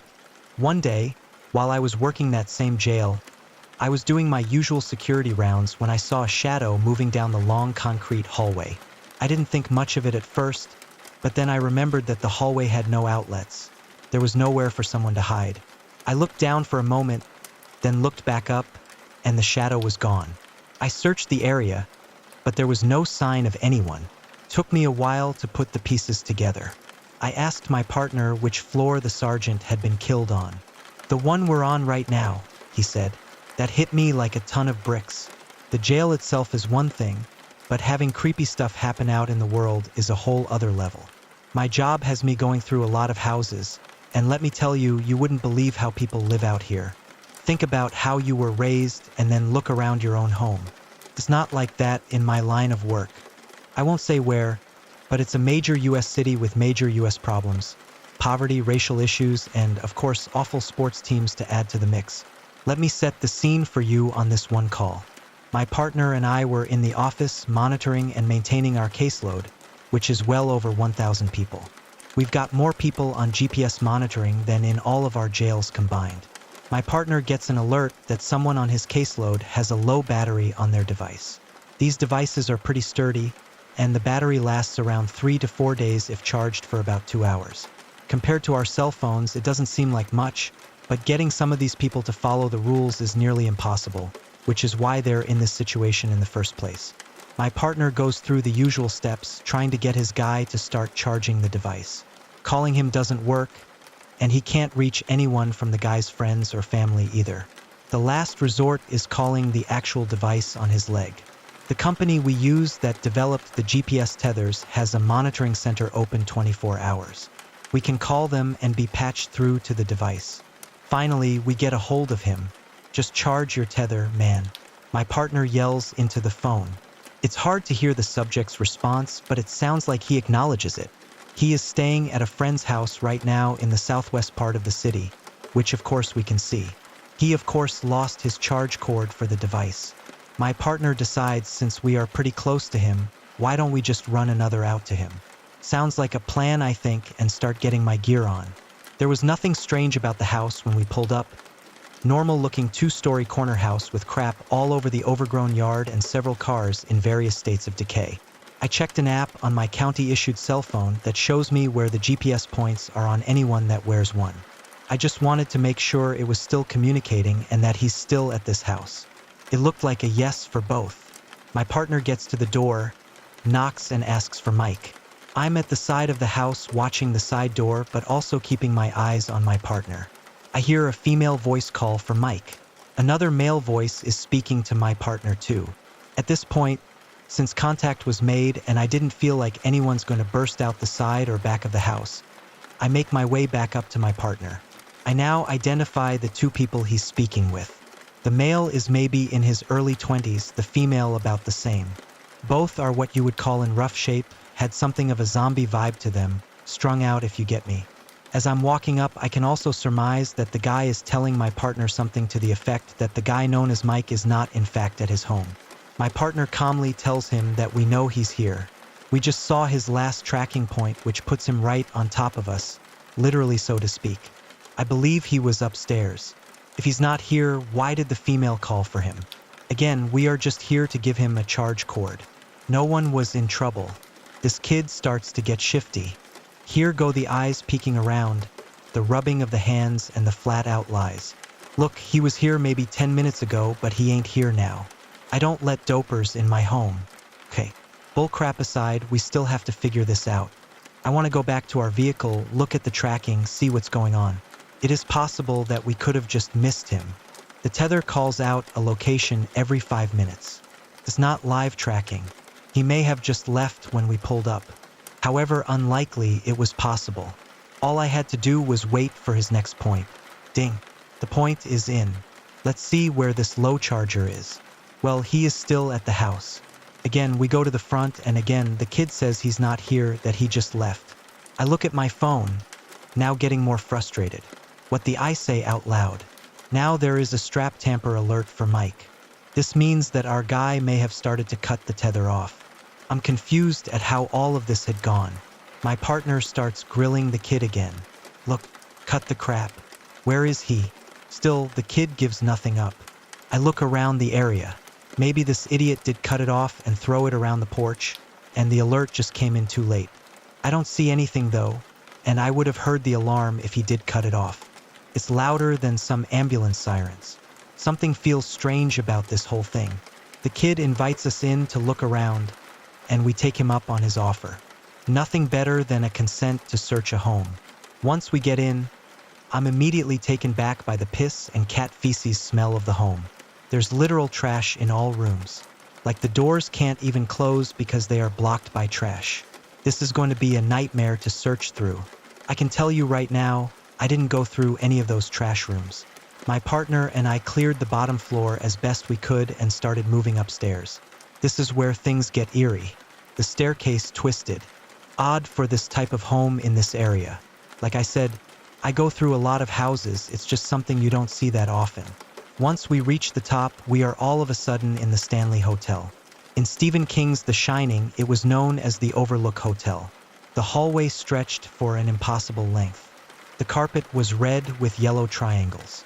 I don't think there was carpet downstairs anywhere. The hairs are starting to stand up now. A feeling of unease is thick as the hallway juts in and out.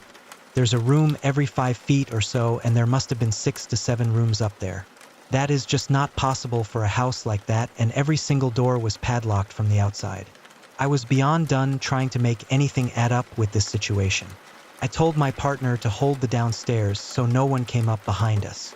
Since the doors were locked, I wasn't wasting any time trying to deal with them. Once I reached the end of the hallway, I gave up and turned around. I called my partner back to regroup. I think we're about done, I said. I don't know what's going on with this guy's device. Maybe he cut it and smashed it, I added. Either way, we need to get out of here as soon as possible. As we made our way toward the winding stairs, we both heard a low thump.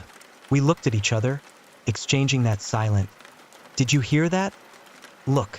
Standing still for a moment, I started hearing scratching noises followed by another thumping sound. Neither of us could tell where it was coming from. It was strange, but at that point it could have been anything. I was still heading out when I passed by a door, and my heart stopped. First, I saw movement in the corner of my eye. Slowly, I turned to my left, and my gaze met directly with someone's eyeball, peering through the slightly open door. Then, 10 dirty fingers started poking out, trying to push the door open. It reminded me of a scene from a movie I once watched.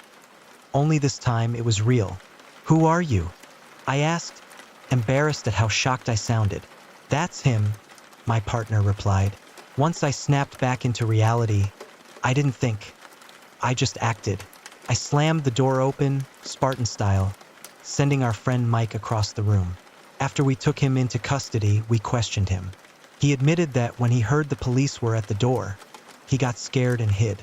In a panic, he had tried to cut the device off his leg. It was a pretty straightforward and, thankfully, safe resolution.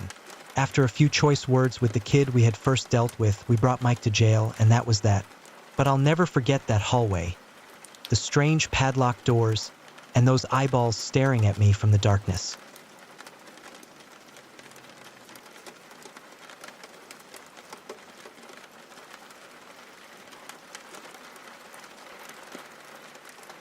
This happened when I was 17 years old. It was around 2 a.m. on the 4th of July. I woke up feeling thirsty and decided to head to the kitchen for a glass of water. My room was dark, and I didn't feel like turning the lights on, so I just made my way through the darkness. I reached the kitchen and flipped on the light. To my surprise, I saw my sister standing there, facing the window. I was a bit confused, wondering why she would be standing there staring out the window in the middle of the night unless something was happening. But everything seemed fine. At first, I just laughed it off, but then I started getting annoyed, so I called out to her. "Hey, hello? Dasha? Dude, answer me, ma'am. Stop being weird and go to sleep. We have to wake up early tomorrow to help with the flood. It's like 2:30 a.m. or something right now. Go to sleep." But there was still no response. I thought, whatever, and just went ahead and got my water. I went upstairs to my room, closed the door, and went back to bed. I should have mentioned, my sister and I shared the room, but we had separate beds.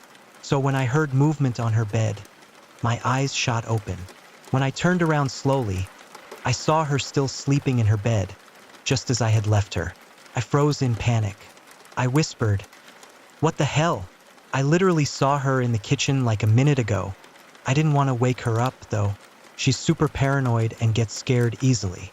Later that morning at around 11 a.m., me and my sister were up helping my mom cook and decorate the backyard. I thought of telling my sister right there at that moment what had happened earlier that night, but like I mentioned, my sister gets paranoid and pretty scared quickly, so I decided not to tell her and just ignore it. Later that evening, my sister and I were playing games on the PlayStation in the living room. My mom came and told us that they were going to start lighting up the fireworks. Since I love watching them, I asked my sister, "Hey, do you want to come with me outside and watch?" "Nah, you can go. I still want to keep playing." So I ended up going. An hour passed, it got dark, and we were still lighting up fireworks until I got a feeling of someone watching me. I looked across the street to see my sister standing there looking at me, and I turned around to see if anyone else had saw her. But right after I turned back to look at her, she wasn't there anymore. I began to freak out. I ran back into the house to see my sister still playing on the PlayStation. I was so freaked out and frustrated, so I had no other reason but to tell my sister. I asked to speak with her urgently. I took her to the room and said, "Look, I don't want to creep you out or anything, but earlier today in the morning around 2 a.m., I thought I had saw you in the kitchen just standing there, staring outside the window. I kept calling you, but you weren't responding back. I went to get a glass of water, and when I went back to the room, I heard your bed move. I turn around and you see you sleeping there even though I just saw you like seconds ago. In the kitchen, and I saw you again outside across the street. I'm really scared. Ashley, yeah, the exact same thing happened to me. Instead, this time I saw another you. I had the fastest heartbeat ever. My blood felt so cold running through my body. Are you kidding me? Because I'm being dude. I'm not messing with you. I'm serious too. I didn't want to tell you because I didn't want to scare you. But the other night I was up, and when I looked outside the window, I thought I had seen you, but you were sleeping right next to me the whole time. I knew then right away it couldn't be anything other than one of those doppelgangers." "What? A doppelganger? Someone who looks very identical to you?" After that conversation with my sister, I haven't felt the same, especially what happened that night after July 4th. I pulled an all-nighter, but everyone in my social media was asleep, so I gave up and went to bed. I like my windows open during the summer since it gets really hot, but still didn't feel safe having the window open, so I got up to close it. My heart was beating so fast when I look outside the window. I saw my sister's doppelganger standing outside, and right next to her was mine, both directly staring at me through the window. It's been over a year now since it happened. I really do hope to never see them in my life again.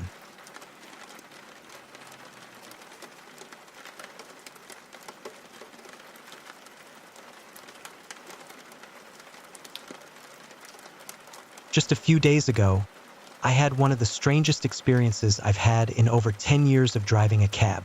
I picked up this well-dressed, good-looking middle-aged man, but as soon as he started talking, things took an odd turn.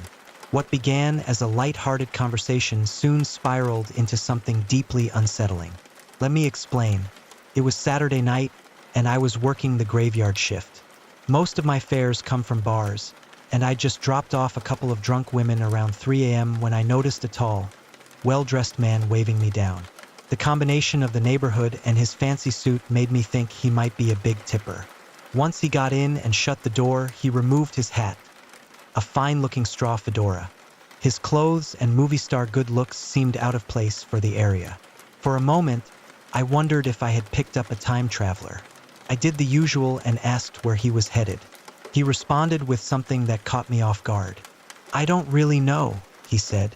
"I'm in town on business, and I was looking for someone to show me around." His answer made me chuckle. It was a little late for a sightseeing tour. "Well, as long as you're paying, mister, I'll drive you anywhere." And that's how it all began. For the next couple of hours, I drove him around town, showing him the university, the Capitol building, the usual tourist spots. At some point, I remembered why he said he was in town. I asked him, "So, what kind of business are you in?" His response made me laugh even harder than his first. "I'm what some people would call a contract killer," he said almost casually. We had been having such a good time so far, I decided to roll with it. "Okay, mister, I'll play along. Tell me how it works. How does someone hire a contract killer?" "Well," he began, "a woman contacts me. How they do so, I'll keep to myself. If their references check out," he continued, "we move on to business. She gives me the names and any other details I ask for. If I decide to take the job, we move on to money. Once we agree on a price, I go to work." Intrigued by the conversation, I asked him how he made sure he'd get paid once he carried out the job.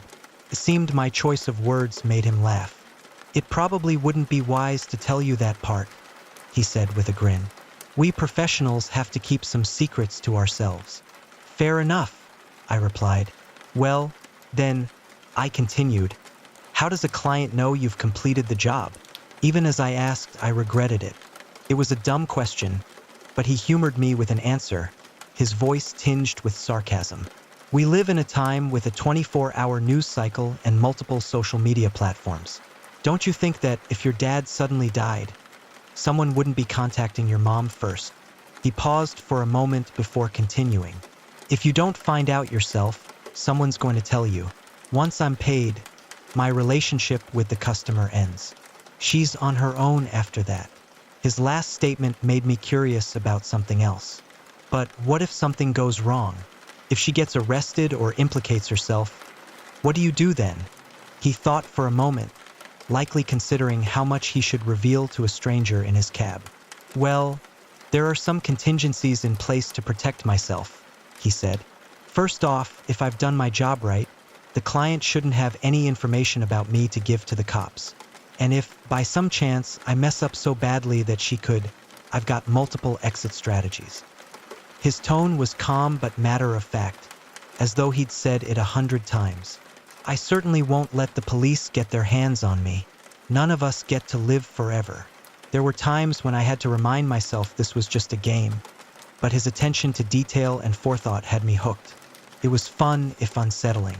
His imagination and planning were impressive, to say the least. We'd been playing this game for hours when I thought to ask, "How did you get into this business?" "Anyway, I joined the Army right out of high school," he said. "Turns out my work caught the attention of my superiors. They referred me to a couple of gentlemen in the government, and I worked for them for 10 years before I decided to go into business for myself. He turned to me with a half smile. I gotta tell you, mister, you're really good at this stuff. Really? I asked, surprised. You should be a storyteller if you're not already doing that for a living, he said, his tone genuine. I'm seriously impressed. And honestly, I wasn't just blowing smoke. This was the most fun I'd had driving a cab in my entire life. Usually, I had to deal with drunks or arrogant businessmen, but this was different. This was a blast. Thank you, young man. I really appreciate everything you've shown me tonight, he said, his tone suggesting that our time together was coming to an end. It was probably just as well. The sun would be rising soon, and I was starting to feel myself getting tired. I seized the moment to ask one last question, one I should have asked earlier. He had mentioned earlier that he was in town on business. Did that mean he was here to take care of someone? A sly grin spread across his face as he considered his response. As a matter of fact, he replied, his voice casual. But I got a message at the last minute to cancel the hit. I get to keep the half she already paid me, so I don't mind. That's business. It happens from time to time. A woman's prerogative, right? To change her mind. I hope she and her old man work things out. He paused for a moment before finishing. Anyway, that's how I ended up with you. Just as the first light of dawn began to break over the horizon, he pointed to a spot where he wanted me to stop. There were a few hotels at the end of the parking lot, and I figured that was where he was headed. He reached over the seat and handed me $100 in cash. Before I could argue, he said, "Keep the change, kid. You earned it. I had a great time tonight." I thanked him. "Thank you, mister. I had a great time myself. And thank you, most of all, for that awesome story." As he stepped out of the cab, he said one last thing. "Thank you for showing me around tonight, Adam. Take care of Linda and stay out of trouble." I pulled out of the lot and headed home. My hope was that Linda would have breakfast ready when I got there. That was when it hit me like a hammer. How did that man know my name? Not to mention my wife's name. My license was nowhere he could have seen it. I replayed the night's conversation in my mind. There was never a point where I had told him my name. It would have ruined the game. I hadn't asked him his name, and there was no reason for me to share mine. Certainly not my wife's name. How did he know I was married? I hadn't worn a ring in years. Ever since I lost it down a drain and never found it. Maybe he had guessed. But that didn't make sense. Especially since Linda and I had only just gotten back together last week. We'd been separated for 2 years and were even considering divorce. When I pulled into the driveway, a terrible thought crossed my mind. Was there a chance that Guy wasn't just making up a story? No one would ever be so bold and frank with a stranger about being a hitman. If he was serious, the fact that he knew my name and Linda's could only mean one thing. And even if it was true, I wasn't ready to accept it.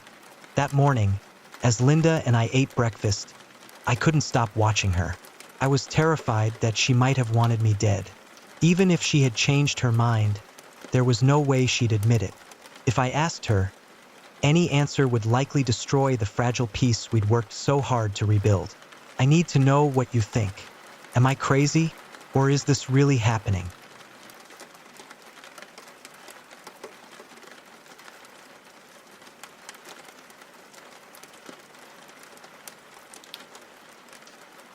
This happened while my roommates and I were working on our bachelor's degrees at a well-known university in West Bengal, India. We lived in the university's boarding houses, which we referred to as hostels. The hostel buildings were split into boys' and girls' blocks, and we were in the girls' block. After our final exams in December 2016, before heading home for the holidays, we decided to stay behind for the large fair that took place in the town near our university. This fair was a major event, drawing people from all over India and even abroad. It had stalls filled with traditional crafts and huge thrift stores. The fair lasted for about 6 to 8 days, starting on December 22nd every year, and our small college town would be bustling with visitors. The university took extra security measures to prevent any suspicious people from entering campus. There were added barricades around the girls' hostels and other precautions. Despite this, people would still wander around the campus, enjoying its beauty, even though it was against the rules. My roommate stayed for 2 days before leaving for home, and we spent the time shopping for ourselves and our families. After 2 days, she headed home. I, however, decided to stay behind. The holidays were only 10 days long, and I wanted to use the time to study at the university library, where there were fewer students around.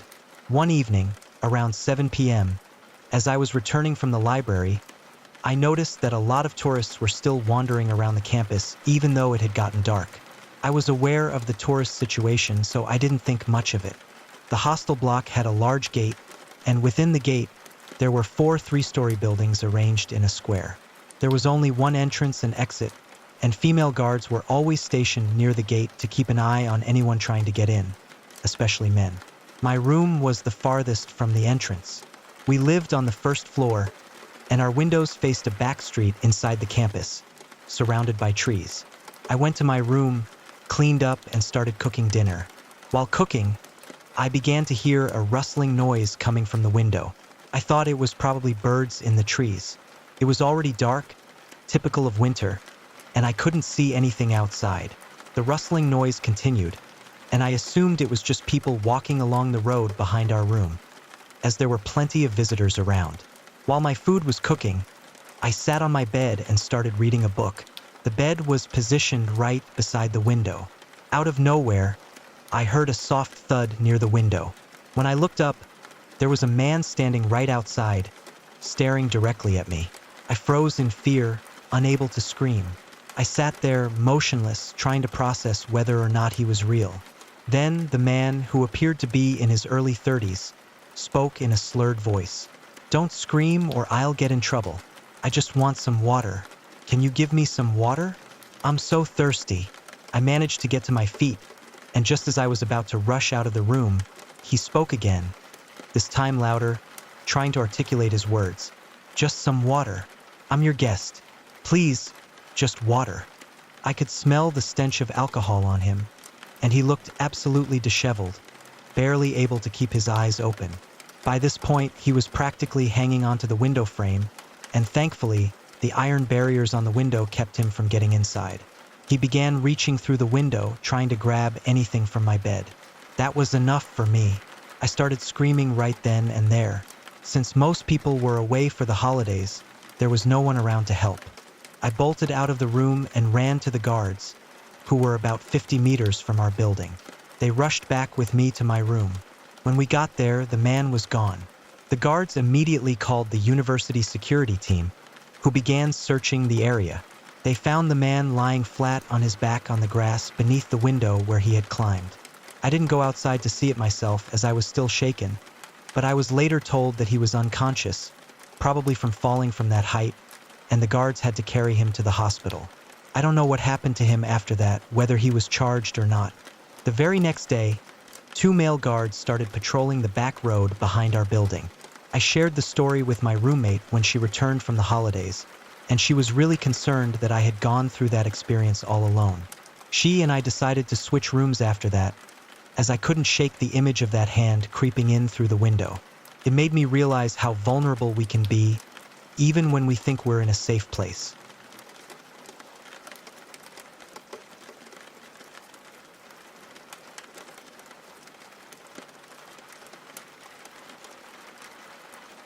A few years ago, I was working as a healthcare assistant at a hospital. Having recently moved out of my dad's house, I rented a small, detached home in a rural area. My only neighbor on this street was a man in his late 30s, whom I'll call Jake. He lived alone and was single. Our first interaction took place when I was in the middle of moving in. Since my dad couldn't help me on moving day due to his work, I was unpacking everything by myself. Jake came over, introduced himself, and offered to assist me with lifting some of the heavier boxes. Being quite small, I was thankful for the help. My first impression of him was that he was very friendly, open, and respectful. He shared a bit about his job and mentioned that he liked playing musical instruments and writing in his free time. We bonded over our mutual love for the band tool and found we both enjoyed playing the bass guitar. The following day, I decided to thank him by bringing over some beer. Unfortunately, he wasn't home, so I left it at his front door along with a note expressing my appreciation for his help. As I continued to settle in over the next few weeks, Jake would occasionally stop by. We'd talk about music, share hobbies, enjoy a beer together, and even watch a movie now and then. Since I didn't know many people in the area yet, his company was a welcome form of social interaction outside of work. But as things often go, they soon began to take a strange turn. One evening, I arrived home to find a basket of flowers on my doorstep, along with a card from Jake saying he wanted to chat whenever I had time. I picked up the basket and was about to head inside when I heard a knock at the door. It was around 11 p.m., and I wasn't expecting anyone. I peeked through the window next to the door and saw Jake waving at me. I opened the door, and that was the first time I began to feel uneasy around him. He asked if I had seen the flowers and whether I liked them. Then he asked if he could come inside, but I told him I was tired and suggested we talk tomorrow instead. He hesitated for a moment before asking if I wanted to grab coffee with him before work the next day. I agreed and closed the door. The following morning, we met at a cafe near the hospital where I worked. Jake was extremely excited and full of energy. Shortly after, he asked me to be his girlfriend. I politely declined, explaining that we'd only known each other for a few weeks, and, to be honest, there was a significant age gap between us. His cheerful demeanor dropped instantly, as though he switched personalities in an instant. He gathered his things, said he had to go to work, and left without another word. I went to work as well, trying not to dwell on the awkward encounter. Later that night, I worked overtime and ended up heading home around midnight. When I pulled up to my home, I saw Jake sitting on my doorstep. I really didn't want to get out of my car, but I did and walked up to him. He started off politely, asking if I had thought over his proposal. I said no, that I'm sorry, but I'm not interested. Once again, as if a switch had flipped, he went off on me, calling me spoiled and ungrateful. I was scared at that point and asked him to leave. He wouldn't. I managed to get to my car with him following me and showed him through the window that I'm calling the police. He swore at me and left. I didn't call the police that night. I gave him the benefit of the doubt, thinking he was just frustrated. One of my biggest regrets was not calling them. The next morning, I found wildflowers that looked like they were picked from a garden at my front door, as well as a post-it note with the word, "Sorry," and a sad face drawn on it. At work that day, I was called by the nurse in charge who took me aside, saying my boyfriend was here to see me as it's urgent. She also told me to tell my boyfriend that he should not come to see me at work again, especially since I wasn't on break as it's unprofessional. It was Jake. He wanted to ask me if I had gotten his flowers and message. I went off on him, saying things along the lines of how dare he come to my work, getting me in trouble no less, pose as my boyfriend. All of this took place in the canteen. He didn't say anything, didn't apologize. I told him to knock it off and I left. Things only got worse from there. He would often wait for me when I got home, try to bribe me with gifts, more flowers. He even went as far and got me a new guitar. I accepted nothing and always left everything where he had put it. I eventually broke down to my dad, who asked if I wanted him to speak to Jake. I said no. He offered for me to move back in with him, but I had too much pride and declined. My dad was really worried about me. One day, everything came to a halt when I came home to my front door, ajar, though not broken. My front room looked absolutely ransacked. I ran to my car and called the police. Nothing was missing, absolutely nothing, but my front room, kitchen, and bedroom were all rummaged through. I told the police I had an inkling it was Jake, who they ended up questioning, but his friend vouched for him and said they were together that evening, so it couldn't have been Jake. I still don't believe that. I tried to tell the police everything that has been happening with Jake and how I was starting to feel very unsafe. However, I had no proof but the notes he had left me, which weren't threatening. So since there was no threat to life or well-being, they literally could do nothing. My dad helped me clean everything up, and I had my locks changed. Jake actually left me alone for a little while after that. I started looking for a new place to live around that time. Then, one evening, I had come home, ate some food, showered, and went to bed only to be awoken, I'm not sure when, to somebody standing in my doorway. I didn't move. I remember originally thinking I was having a sleep paralysis episode, But after moving my fingers, I realized I was fully awake with a dark figure clearly standing in my doorway. My phone was under my pillow, so I rolled over to my side pretending to still be asleep, and I just waited with my hand under my pillow on my phone. There was no way I could call the police without alerting the person in my doorway. Eventually, I could hear the footsteps fade, and I called the police, only telling them my address and that someone just broke into my home, and that I think they're still here. I got out of bed, grabbed the keys on my nightstand, and got out of the house by going out my window and bolting to my car. I had on a tank top and shorts. I didn't even have shoes on, which made driving horrible. I saw him then when I was pulling out, standing in the kitchen through the window. It was Jake. I had a small essential oil diffuser next to the window that shined enough light to be able to tell who the figure was. I drove as I spoke to the police. I remember just completely detaching from reality. At least that's what it felt like. I drove to my dad's house. After looking over my house, the police drove to my dad's home where I was. I shared everything with them. How Jake had been following me, showing up at my workplace, waiting for me when I came home, and now I was certain that he had broken into my house, likely with some sinister intentions. I was told that when they arrived at my place, they found the front door locked. They then went to Jake's house and knocked on his door. He answered looking like he had just woken up. They asked him some questions, but after a brief conversation, they left him alone. It's incredibly difficult to prove stalking in the UK. Eventually, I managed to get a restraining order on the grounds of harassment. I had some proof that Jake had shown up at my work pretending to be my boyfriend, and a coworker was able to back me up since she had overheard me telling him to stop following me. I had also saved some of the texts he sent, where I had asked him how he got my number and told him to stop contacting me. Despite this, he continued sending unsettling messages, including one where he said, "I'll be waiting when you come home today." These, combined with the incident at work and the fact that I had mentioned Jake to the police after the break-in, were enough to get me the restraining order. I went back to my house once with my dad and a family friend to collect my things. I never saw Jake again after that. I eventually transferred back to my old workplace and moved back in with my dad. Now, I live on my own again, trying to move past everything, but it's been tough. I had to seek therapy, and developing new friendships, especially romantic ones, has been difficult. Jake really messed with my ability to trust people. I haven't made any new friends since, and I haven't been in a relationship either. I find it hard to trust anyone outside of work colleagues and family.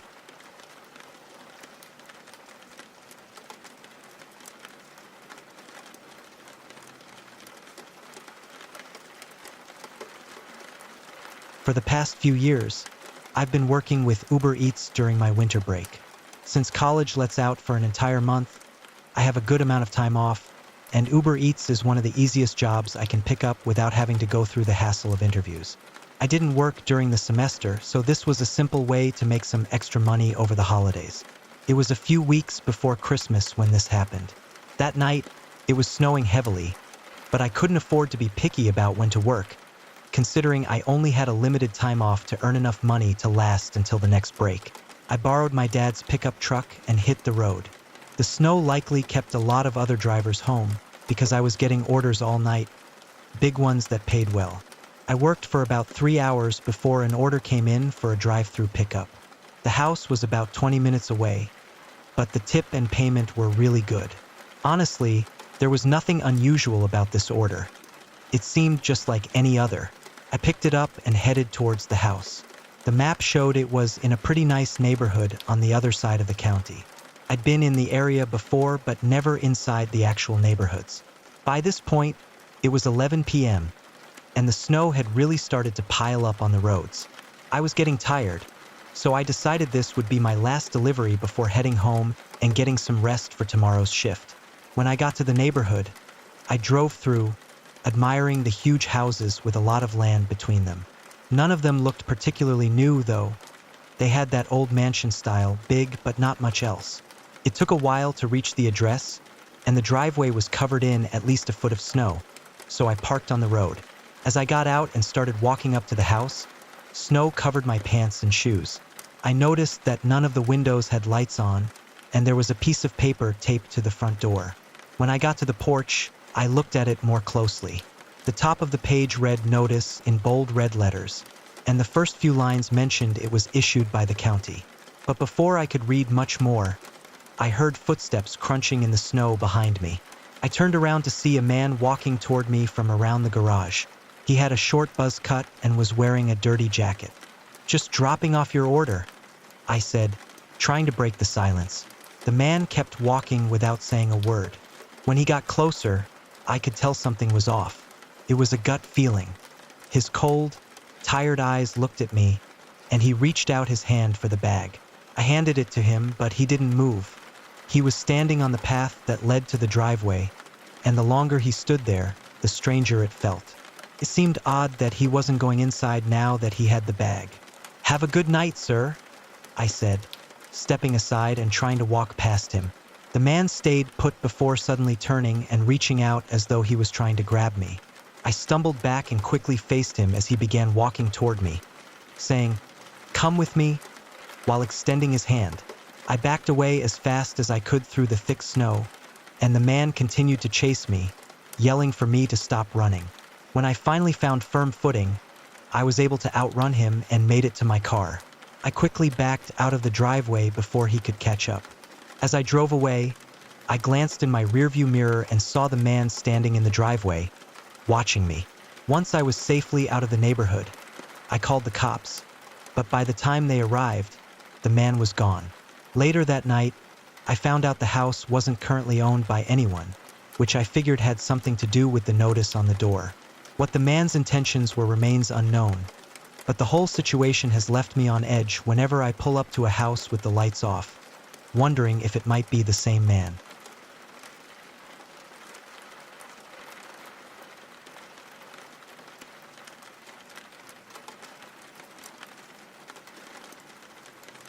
This happened only a few months ago. I had recently moved into a small one-story house that was conveniently close to my workplace. Before this, I had to drive almost an hour every day, so the move was a welcome change. The only downside was that I hadn't really explored the area outside of where I worked, so it felt like I was moving to an entirely different place. Anyway, on this particular night, I got off work at 6 p.m. and drove straight home. Since I had to work again the next day, I didn't plan on doing much. Just relax, eat, and get to bed early. I pulled into my garage, went inside, and started warming up some leftover pizza. But while it was heating, the doorbell rang. It startled me a bit because I hadn't heard it before, and I had no idea who would be here. I walked down to the front door and looked out. A woman stood there, maybe in her 50s, with long gray hair. I opened the door and greeted her. "Hi, how can I help you?" She smiled widely and mentioned that she had noticed I'd recently moved in. We exchanged a bit of small talk as she asked where I was from, whether I had a wife or kids, and a few other casual questions. After a minute, she said good night and walked off. I didn't get the chance to ask who she was, but I figured she was just a neighbor from down the block. Something about her, though, felt off. I'm not sure how to explain it, but I wasn't sure if it was because she was older or if there was something genuinely strange about her. I went back to the kitchen, grabbed my pizza, and sat down on the couch. I started searching for something to watch on YouTube, settling on some random commentary video to keep as background noise while I ate. But only about 10 minutes later, I heard a noise outside. I paused the TV, listened closely, and realized it was the sound of a car engine idling, but it was unusually loud. I got up, looked out the front window, and saw a car parked right in front of my house. It was running, but the headlights were off. I looked down both sides of the road, seeing the whole street was empty, with tons of other places to park. Yet they had chosen right in front of my house. I watched the car for a couple minutes, but with no changes, I went back to the couch. A whole half hour went by, with the car's engine still being audible right outside the house, until it suddenly shut off. I paused the TV again and listened, not hearing anything else. After a minute, I got up and walked over to the window, looking out and seeing the car exactly how it was before, except it obviously wasn't running anymore. Again, nobody else was outside. It was just this one car. I shut the blinds just to make sure nobody was watching me for some reason. Then I went back to the couch and started cleaning up, but there was only a moment before a quiet thump sounded from the other side of the house. Already feeling a little on edge, I walked over to the hallway and looked down toward the kitchen. For a split second, I saw the shadow of someone walking away from the back door, as if they'd noticed me and were trying to hide. Their footsteps quickly ran around the house toward the front, and when I looked out the window, I saw a man getting inside the parked car driving away immediately. The first thing I did was go to the back door and open it, trying to figure out why he was out there. And it only took me a few seconds to notice that the handle on the outside was really loose, like they had been trying to take it off. Even just by pulling the flimsy handle a bit to the side, I could see the inner workings of the lock in the door, meaning he probably would have been able to unlock it, and he was only moments away from getting inside my house. I can't say for certain if the old lady from before had anything to do with it. I know it sounds strange that she would, but I thought about the questions she was asking me, which all had to do with whether anyone else lived with me. Maybe she was getting information to know if I was a good target for whatever they planned. It's been a few months since, and I've never seen her or the man again.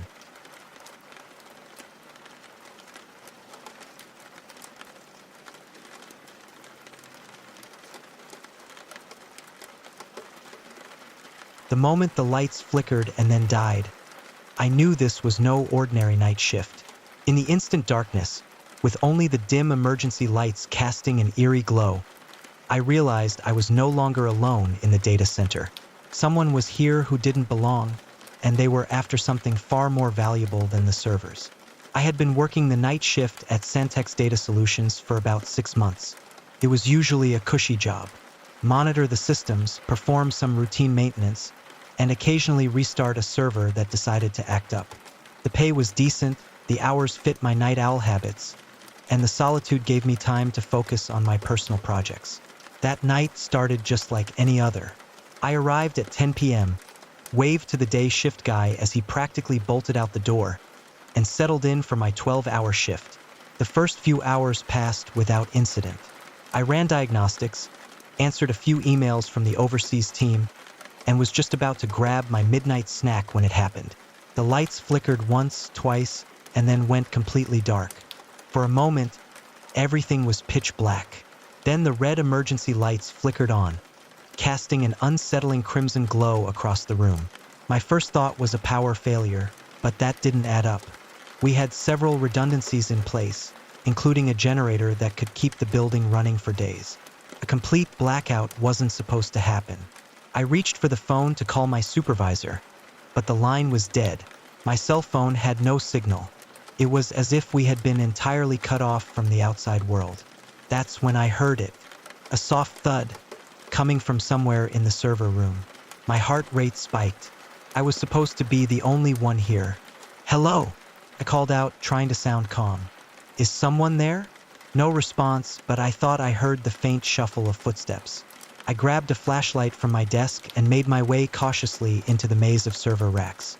The beam of light cut through the red-tinged darkness, illuminating rows of blinking lights and humming machines. "This is a secure facility," I said, raising my voice. "If someone's in here, you need to identify yourself immediately." Still no response. But as I turned a corner, I caught a glimpse of movement from the corner of my eye. Someone ducking behind a server rack. My palms were slick with sweat, the flashlight feeling slippery in my grip. I should leave, I thought. Call the police. But with the phones down, I had no way of contacting anyone. And if these intruders were after what I suspected, I couldn't just walk away. I crept forward, my senses on high alert. The constant hum of the servers, usually just background noise, now felt deafening. I strained to hear any sound that might give away the intruders' positions. As I neared the back of the room, where our most sensitive servers were kept, I heard voices. Low, urgent whispers that I couldn't quite make out. I killed my flashlight and pressed myself against a server rack, inching closer. Faster, one voice hissed. "We don't have much time." "I'm working as fast as I can," another replied. "This encryption is state of the art. It's not like cracking your grandma's Facebook password." I peered around the corner and my blood ran cold. 2 figures hunched over a laptop, which was connected directly to one of our most secure servers. They were dressed all in black. faces obscured by ski masks. This was bad, really bad. That server contained some of our clients. Most sensitive data, trade secrets, financial records, personal information, the kind of stuff that could ruin lives and topple companies if it fell into the wrong hands. I had to do something. But what? I was no action hero. My combat skills were limited to button mashing in video games. But I couldn't just stand by and let this happen. Taking a deep breath, I stepped out from my hiding place. Step away from the server, I said, trying to sound more confident than I felt. You're trespassing in a secure facility. The two figures whirled around. For a moment, we all just stared at each other, frozen in shock. Then one of them laughed. Well, looks like we missed one. What are you gonna do, tech boy? Call the cops? I swallowed hard. The silent alarm has already been triggered. Police are on their way. It was a bluff, but I hoped they couldn't know that for sure. The two shared a look. He's lying, the one by the laptop said. If the alarm had been triggered, we'd know. Our guy on the inside made sure of that. My heart sank. They had someone on the inside. That explained how they'd gotten past our security. Doesn't matter, the first one said. We're almost done here anyway. He turned to me, and I saw the glint of a gun in his hand.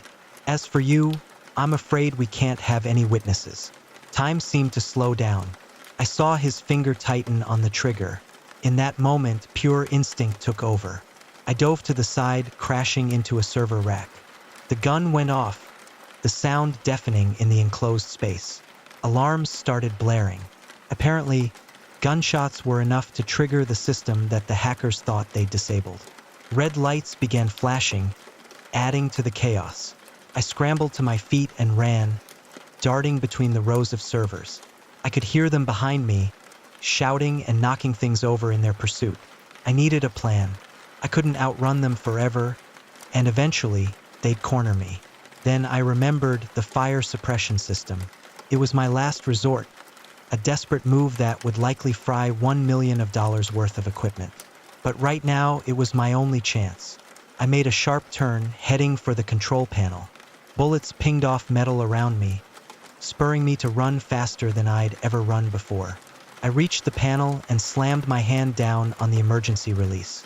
Immediately, a klaxon began to sound, even louder than the alarms already blaring. Warning, fire suppression system activated.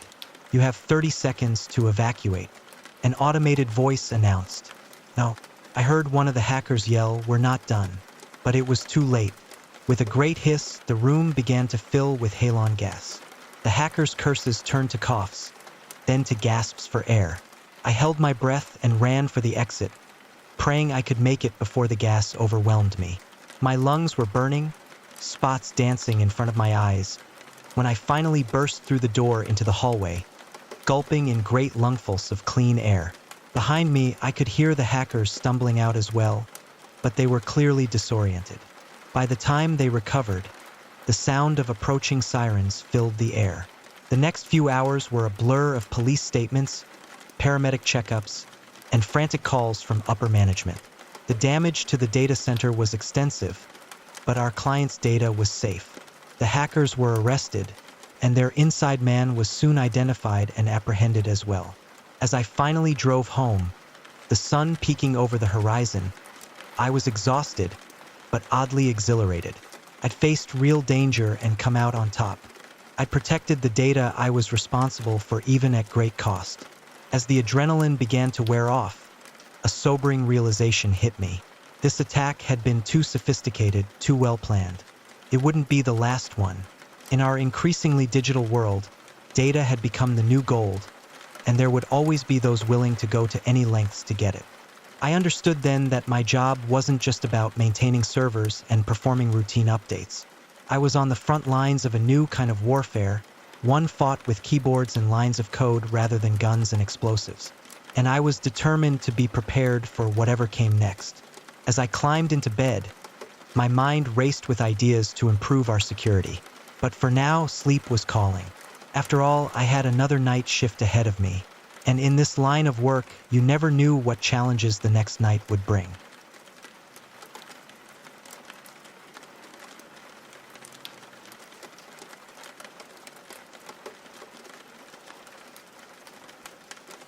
The moment I realized my daughter was missing, the peaceful cabin getaway turned into my worst nightmare. The dense forest that had seemed so beautiful just hours ago now loomed ominously, hiding secrets I was terrified to uncover. My name is Claire, and I'm a single mom to my 8-year-old daughter, Lily. We'd been planning this trip for months, a chance to escape the city, bond, and enjoy nature. The cabin we rented was perfect, rustic but comfortable, nestled in a clearing surrounded by towering pines. It was supposed to be our sanctuary. Instead, it became the starting point of the most harrowing 48 hours of my life. We arrived on a Friday afternoon, the late summer sun casting long shadows across the forest floor. Lily was ecstatic, running from room to room in the cabin, her laughter echoing off the wooden walls. We spent that first evening exploring the nearby trails, roasting marshmallows over a campfire, and stargazing. It was everything I'd hoped for. The next morning, I woke to the smell of pine and the gentle rustling of leaves outside our window. Lily was still asleep, her blonde curls splayed across the pillow. I decided to let her rest while I made breakfast. As I stood at the small kitchenette, flipping pancakes and humming softly, I heard Lily's footsteps behind me. "Morning, sleepyhead," I said, turning with a smile. But the room was empty. "Lily," I called out, moving towards her bedroom. No answer. I checked every room, my heart rate increasing with each empty space I encountered. She wasn't in the cabin. Panic began to rise in my chest. I stepped outside onto the porch, calling her name. "Lily," I shouted, my voice echoing through the trees. But there was nothing but birdsong in reply. That's when I saw it. Lily's favorite stuffed rabbit, Mr. Flopsy, lying in the dirt near the tree line. She never went anywhere without that rabbit. The realization hit me like a physical blow. Lily was gone. The next few hours passed in a blur of frantic searching and desperate phone calls. The local sheriff arrived with a small search party, but their grim faces told me what I already knew. Finding a little girl in these vast woods would be like finding a needle in a haystack. "Mrs. Thompson," Sheriff Brooks said, his weathered face etched with concern. "I know this is difficult, but I need you to think. Did Lily say anything about wanting to explore on her own? Did you notice anyone suspicious in the area?" I shook my head, trying to focus through the fog of fear. "No, nothing. She knows not to wander off. She wouldn't just leave, especially without Mr. Flopsy." I clutched the dirty stuffed animal to my chest, as if it could somehow bring Lily back. As the sun began to set, casting an orange glow through the trees, the sheriff approached me again. "Mrs. Thompson, we're going to have to suspend the search until morning. It's too dangerous in these woods after dark." "What? No," I protested, my voice rising hysterically. "She's out there alone. She must be so scared. We can't just stop looking." The sheriff placed a hand on my shoulder, his eyes sympathetic but firm. "I understand, but we can't risk losing anyone else. We'll resume at first light with additional resources. Please try to get some rest. We'll need you sharp tomorrow." "Rest? How could I possibly rest when my baby was out there somewhere?" As the search party packed up and the sheriff's car disappeared down the dirt road, I found myself alone in the suddenly too quiet cabin. The walls seemed to close in on me, every creak and groan of the old woods sounding like an accusation. How could I have let this happen? I paced the small living room, alternating between bouts of tears and frantic planning. Should I go out searching on my own? But what if Lily came back and I wasn't here? The rational part of my brain knew the sheriff was right. Searching these woods at night would be suicide. But the mother in me screamed to do something, anything. As midnight approached, my exhaustion finally overtook me. I collapsed onto Lily's bed, burying my face in her pillow, breathing in her scent. "Please," I whispered into the darkness.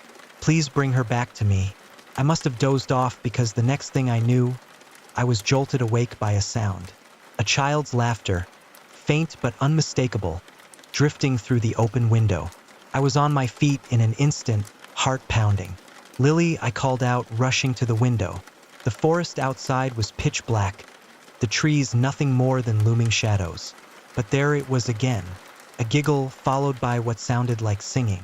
Without thinking, I grabbed a flashlight and ran outside. The beam of light cut through the darkness, illuminating a narrow path leading into the woods. The singing grew louder, and I could now make out the words. It was Lily's favorite lullaby, the one I sang to her every night. "Lily," I shouted, plunging into the forest. Branches whipped at my face and arms, but I barely felt them. All that mattered was following that voice. I don't know how long I ran, the flashlight beam bouncing wildly as I stumbled over roots and rocks. The singing always seemed just out of reach, leading me deeper and deeper into the woods. Suddenly, the trees opened up into a small clearing.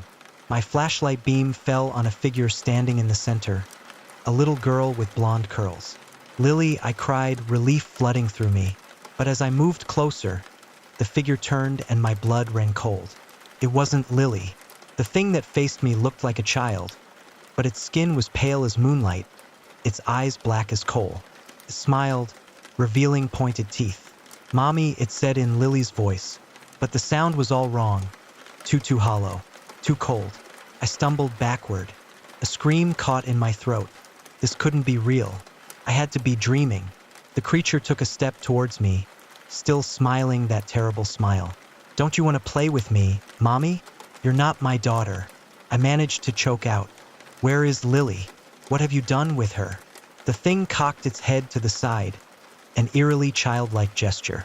"Lily's playing with us now. She's having so much fun. Don't you want to join us?" As it spoke, I became aware of movement in the trees surrounding the clearing. More pale figures emerged, some child-sized, others adult, all with those same black eyes and pointed teeth. Terror unlike anything I'd ever known gripped me. These creatures, whatever they were, had my daughter, and now they wanted me too. "Give her back," I said, surprised by the steadiness in my voice. "Give me back my daughter." The creature that wore Lily's face laughed, a sound like breaking glass. "But we like Lily. She's so full of life, so bright. We need that brightness." The other creatures were closing in now, forming a circle around me. I clutched my flashlight like a weapon, my mind racing. What were these things? How could I fight them? How could I save Lily?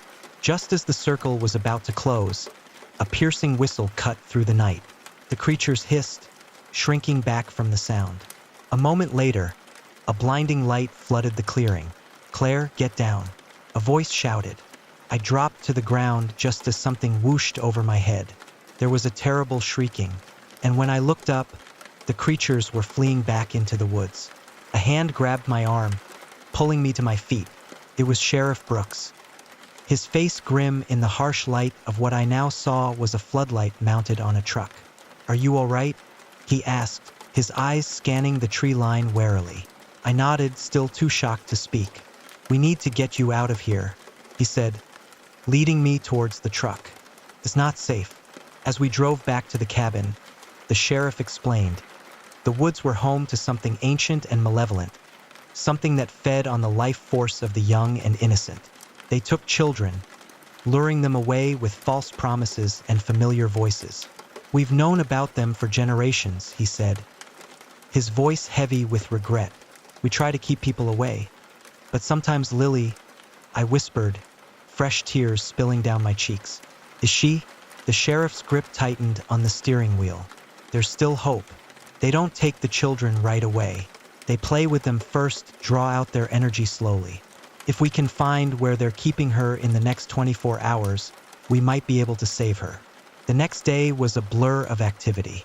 The sheriff called in reinforcements, not just more officers, but people he called specialists.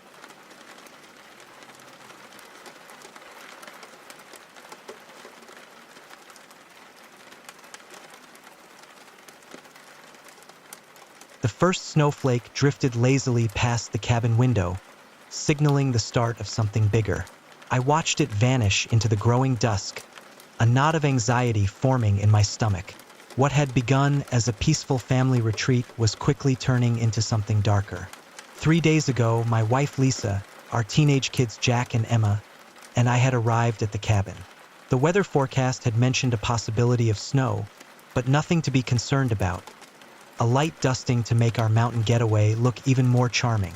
We'd stocked up on food, board games, and hot cocoa, ready for a week of family fun and bonding. The first 2 days had been perfect. We hiked, built snowmen, and spent cozy nights around the fireplace, sharing stories and laughter. It felt like we were finally reconnecting after months of hectic schedules and the strain of teenage mood swings. But as the third day began, things started to shift. The sky darkened with heavy clouds, and the wind picked up, howling around the cabin. By mid-afternoon, the snow started falling heavily, thick flakes swirling in the air. At first, we were thrilled.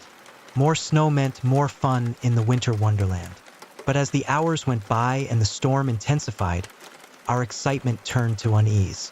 "Maybe we should think about heading back to town," Lisa said, glancing at the snow piling up outside the window. I shook my head. "The roads will be too dangerous by now. We're safer staying here until it clears." Jack, ever the optimist, rolled his eyes. "Relax, Mom. It's just a little snow. We've got plenty of food and the generator if the power goes out. It'll be fine." If only I had known then how wrong he was. The storm raged through the night, wind slamming against the windows and snow building up outside.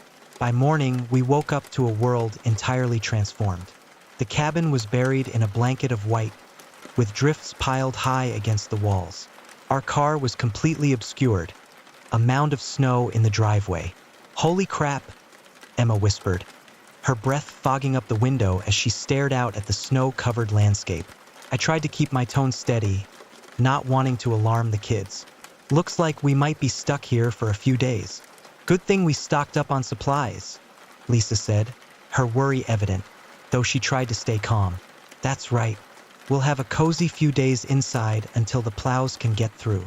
But as the day passed, it became clear this wasn't just another snowstorm. The radio crackled with reports of record-breaking snowfall, closed roads, and emergency services stretched too thin to help. We were completely isolated. First, we made the best of it. We played board games, read books, and took turns making meals in the small kitchen. But as hours turned into days, the strain began to show. The power flickered and died on the second day of our confinement. The generator kicked in, but we had to ration its use to conserve fuel. The cabin grew cold and we huddled together under blankets, our breath visible in the chilly air. Food became a concern. What had seemed like plenty for a week-long vacation suddenly looked woefully inadequate for an indefinite stay. We started portioning out meals, trying to make our supplies last. But it wasn't just the physical discomforts that wore on us. The constant proximity, the lack of privacy, the uncertainty of when we'd be rescued, it all began to fray our nerves. Jack and Emma, once excited by the adventure of it all, grew sullen and irritable. They bickered constantly over everything from who got the last cookie to whose turn it was to fetch more firewood. Lisa became quiet and withdrawn, spending hours staring out the window at the endless white landscape. I caught her crying silently in the bathroom one night, and when I tried to comfort her, she pushed me away. As for me, I felt the weight of responsibility crushing down.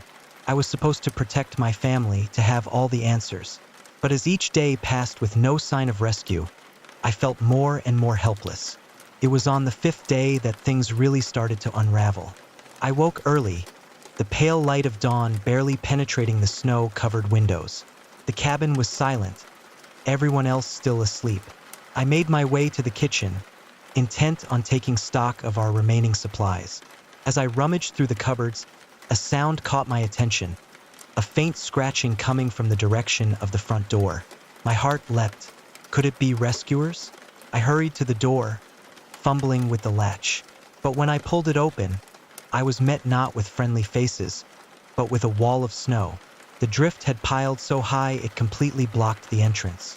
Cursing under my breath, I slammed the door shut. The noise must have woken the others because I heard movement from the bedrooms. Dad, Jack's voice, still groggy with sleep. "What's going on?" I turned to see my son standing in the hallway, his hair tousled and eyes squinting against the dim light. "Nothing," I lied, forcing a smile. "Just checking the door. Go back to sleep." But Jack's eyes had already moved past me, focusing on something behind my back. His face paled. "Dad," he said slowly. "The cupboard." I turned, following his gaze. The cupboard door I'd left open in my haste to check the front door now revealed our dwindling food supply. Or rather, what should have been our dwindling supply. The shelves were empty. For a moment, I couldn't process what I was seeing. We'd had at least a few days' worth of food left last night. Canned goods, dried pasta, cereal, it couldn't all just disappear. What the hell? I muttered, moving closer to inspect the bare shelves.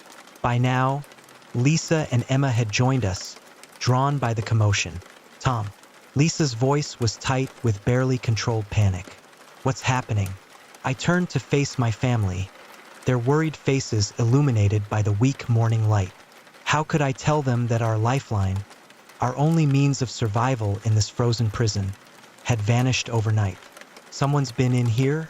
I said finally, the words tasting bitter in my mouth. "They've taken our food." The silence that followed was deafening. Then, all at once, everyone started talking. "What do you mean someone's been in here?" Emma cried. "That's impossible," Lisa said, shaking her head. "We would have heard them." But it was Jack's reaction that chilled me to the bone. He didn't say a word, just stood there with a guilty look on his face. "Jack," I said, my voice low, "do you know something about this?" He wouldn't meet my eyes. I might have taken a little extra last night," I mumbled, my stomach gnawing at me. "I was hungry and a little extra?" I snapped. "Everything's gone, Jack." My anger erupted like a storm. The argument that followed was fierce. Accusations flew, voices were raised, and Lisa quickly jumped to Jack's defense. Emma, on the other hand, sided with me. All the harmony we'd managed to build over the past few days shattered like brittle ice. As the shouting escalated, a new sound cut through the chaos. A low, rumbling noise, growing louder by the second. We all froze, exchanging terrified looks. Then, the cabin jolted, and snow crashed off the roof with a deep, muffled roar. For a moment, I feared the entire structure might collapse on us. When the rumbling finally stopped, a heavy silence descended, so complete that it seemed to echo in my ears. Slowly, we made our way to the windows, our hearts pounding. What we saw outside made my stomach drop. The once pristine snow was now crisscrossed with great, jagged cracks. In several places, the ground had caved in entirely, revealing gaping, dark chasms beneath. An avalanche. We had been so caught up in our own conflict that we hadn't realized the danger creeping up on us from outside. As we stood there, staring at the destruction, a shift in the air filled the cabin. The anger and shouting from moments before seemed insignificant compared to the new peril we faced. "What do we do now?" Emma whispered, her voice small and full of fear. I glanced at my family. Lisa's pale face, Jack's guilt-ridden eyes, and Emma's trembling lips. Despite everything, despite the fear, the hunger, and the uncertainty, I felt a rush of love for them, deep and fierce. "We stick together," I said firmly. "We've made it this far. We'll find a way out." As we huddled together, the wind howling outside and new dangers looming both inside and beyond, I realized our true test was just beginning. The storm had trapped us here, but it would be our choices, our actions that determined if we survived, not just physically, but as a family. The food was gone, the snow was unstable, and we were more isolated than ever. But we had each other, and in that moment, I made a vow to myself that it would be enough. It had to be.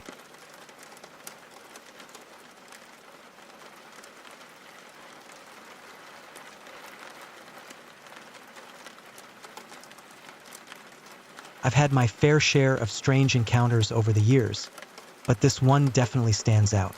It happened about a year and a half ago, on a Sunday evening around 6 p.m. I had a pretty wild Saturday night, so I spent Sunday just relaxing in bed, binge-watching Netflix. I dozed off maybe about 30 minutes before this happened. I woke up to a knock on the front door. To give you some context, my bedroom used to be the foyer of the house. The front door opens directly into my room, which is definitely unusual. The house used to be much bigger, but the landlord divided it into separate rooms and rented them out. So the front door was essentially my private entrance, and everyone else in the house used the back door, which led through the backyard to a gate opening onto the street. Anyway, I woke up to a knock at the front door. I assumed it was a food delivery for one of my housemates. They usually come to the front door, and if I'm not around or don't answer, they'll call the person who ordered and ask them to meet them at the back gate. Since I'd just woken up and was still pretty hungover, I figured I'd ignore it and let them sort it out. After a few more knocks, the sound stopped, and I started to drift back off to sleep. Maybe 5 minutes later, I woke up again, but this time, I didn't open my eyes. I had this strange feeling in my gut that something was off, that I wasn't alone in the room. I lay there, eyes closed, and listened. I could hear rustling sounds coming from my left, where my room's interior door leads into the living room. I quickly realized someone was going through the contents of my shelf. At first, I thought it was one of my housemates looking for something and trying not to wake me up. But as I listened more, I could tell something wasn't right. I opened my eyes, sat up suddenly, and turned to my left, calling out, "Who's there?" That's when I saw something that made my blood run cold. A man, probably in his late 30s, with a large build and dressed in all black, was standing right over my bed. I had no idea who this guy was. I'd never seen him before. As soon as he saw me wake up, he looked terrified, bolted out through the interior door into the rest of the house, and shut the door behind him. Just like that, I was alone again, and everything was quiet and normal. Bear in mind, I've just woken up and wasn't even sure if I was really awake or anything. I spent a few moments questioning whether that really just happened, decided that I definitely wasn't dreaming, and ran out into the living room. The guy is gone, but the back door is open and still swinging gently. I run out into the backyard just in time to hear the back gate slam closed. The gate is down an alleyway that's concealed from view by a fence. I head back into the house and check to see if anything is missing, and nothing seems to be. I ran around checking my housemates who were all in their rooms. The guy in the room next to me confirmed that he heard knocking on the front door a few minutes earlier. But beyond that, nobody had a clue what I had just witnessed. My best guess is that this guy was looking to rob the house. I knocked on my door to check and see if anyone was there, but there was no answer. And so he comes in the back and heads straight from my room as he knows that it's empty, which he can't be as sure of regarding the other rooms in the house. It's a 5-bedroom after all. When he comes in, he sees me asleep and decides to tempt fate by trying to grab what he can without waking me. But in order for him to know the layout of the house this well, he would have almost definitely have to have seen the inside before. I don't know what that means for me, but I know sure as hell that I'll be changing those locks.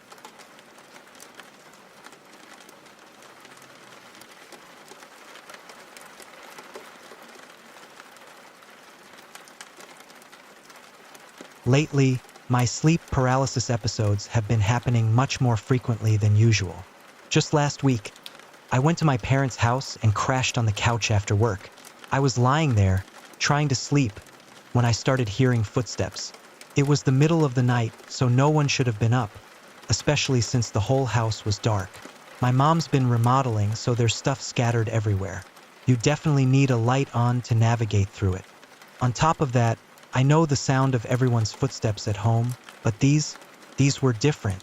The steps were heavy, deliberately heavy, almost like someone was wearing boots and walking with purpose, heel to toe.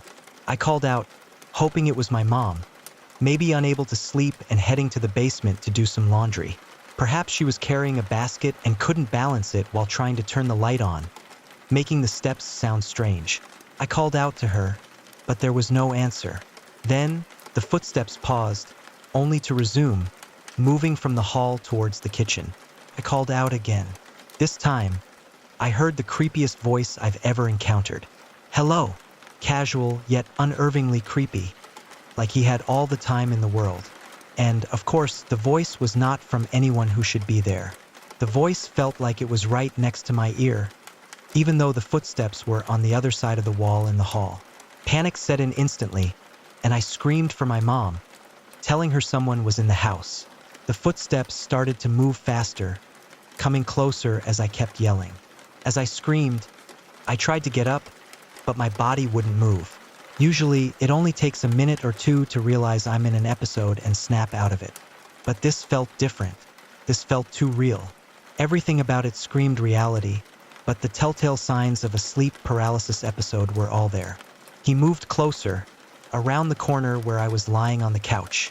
He got close enough to touch me, pressing his finger to the center of my chest, and that's when I finally snapped out of it.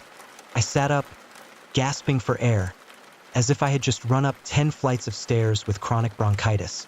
My body and mind were struggling to catch up with what was real. But even then, I couldn't shake the feeling that it wasn't just a dream. I felt like someone was still watching me. A couple of minutes passed as I tried to steady my breathing, and then my phone rang. It was my mom, checking if I was okay because she heard me screaming. This wasn't out of the ordinary. We both suffer from similar sleep disorders and often talk or make noise while we sleep. Since neither of us wants to get up, we typically FaceTime each other, even when we're in the same house. She told me she heard me scream her name, but she wasn't sure if it was real or if she had dreamt it.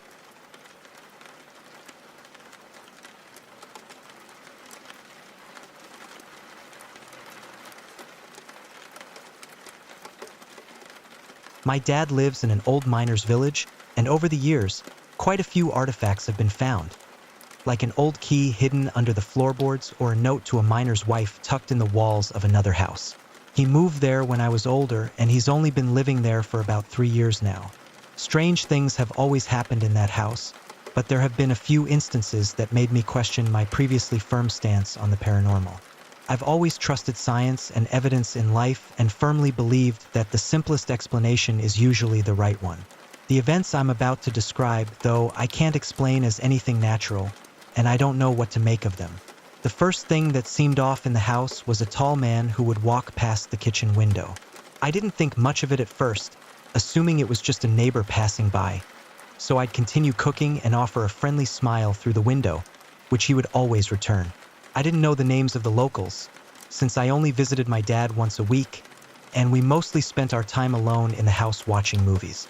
So, I never really had a chance to get to know anyone. However, since my dad had made friends with the neighbors, we decided to go out for dinner one evening. He'd been living there for a few months at that point, and I hadn't had the chance to sit down and talk with them yet. Over dinner, we talked about the usual, somewhat dull topics: unemployment, school, the weather, until we'd had a couple of glasses of wine. Then the conversation turned to gossip about the neighbors, and I started trying to match faces to names.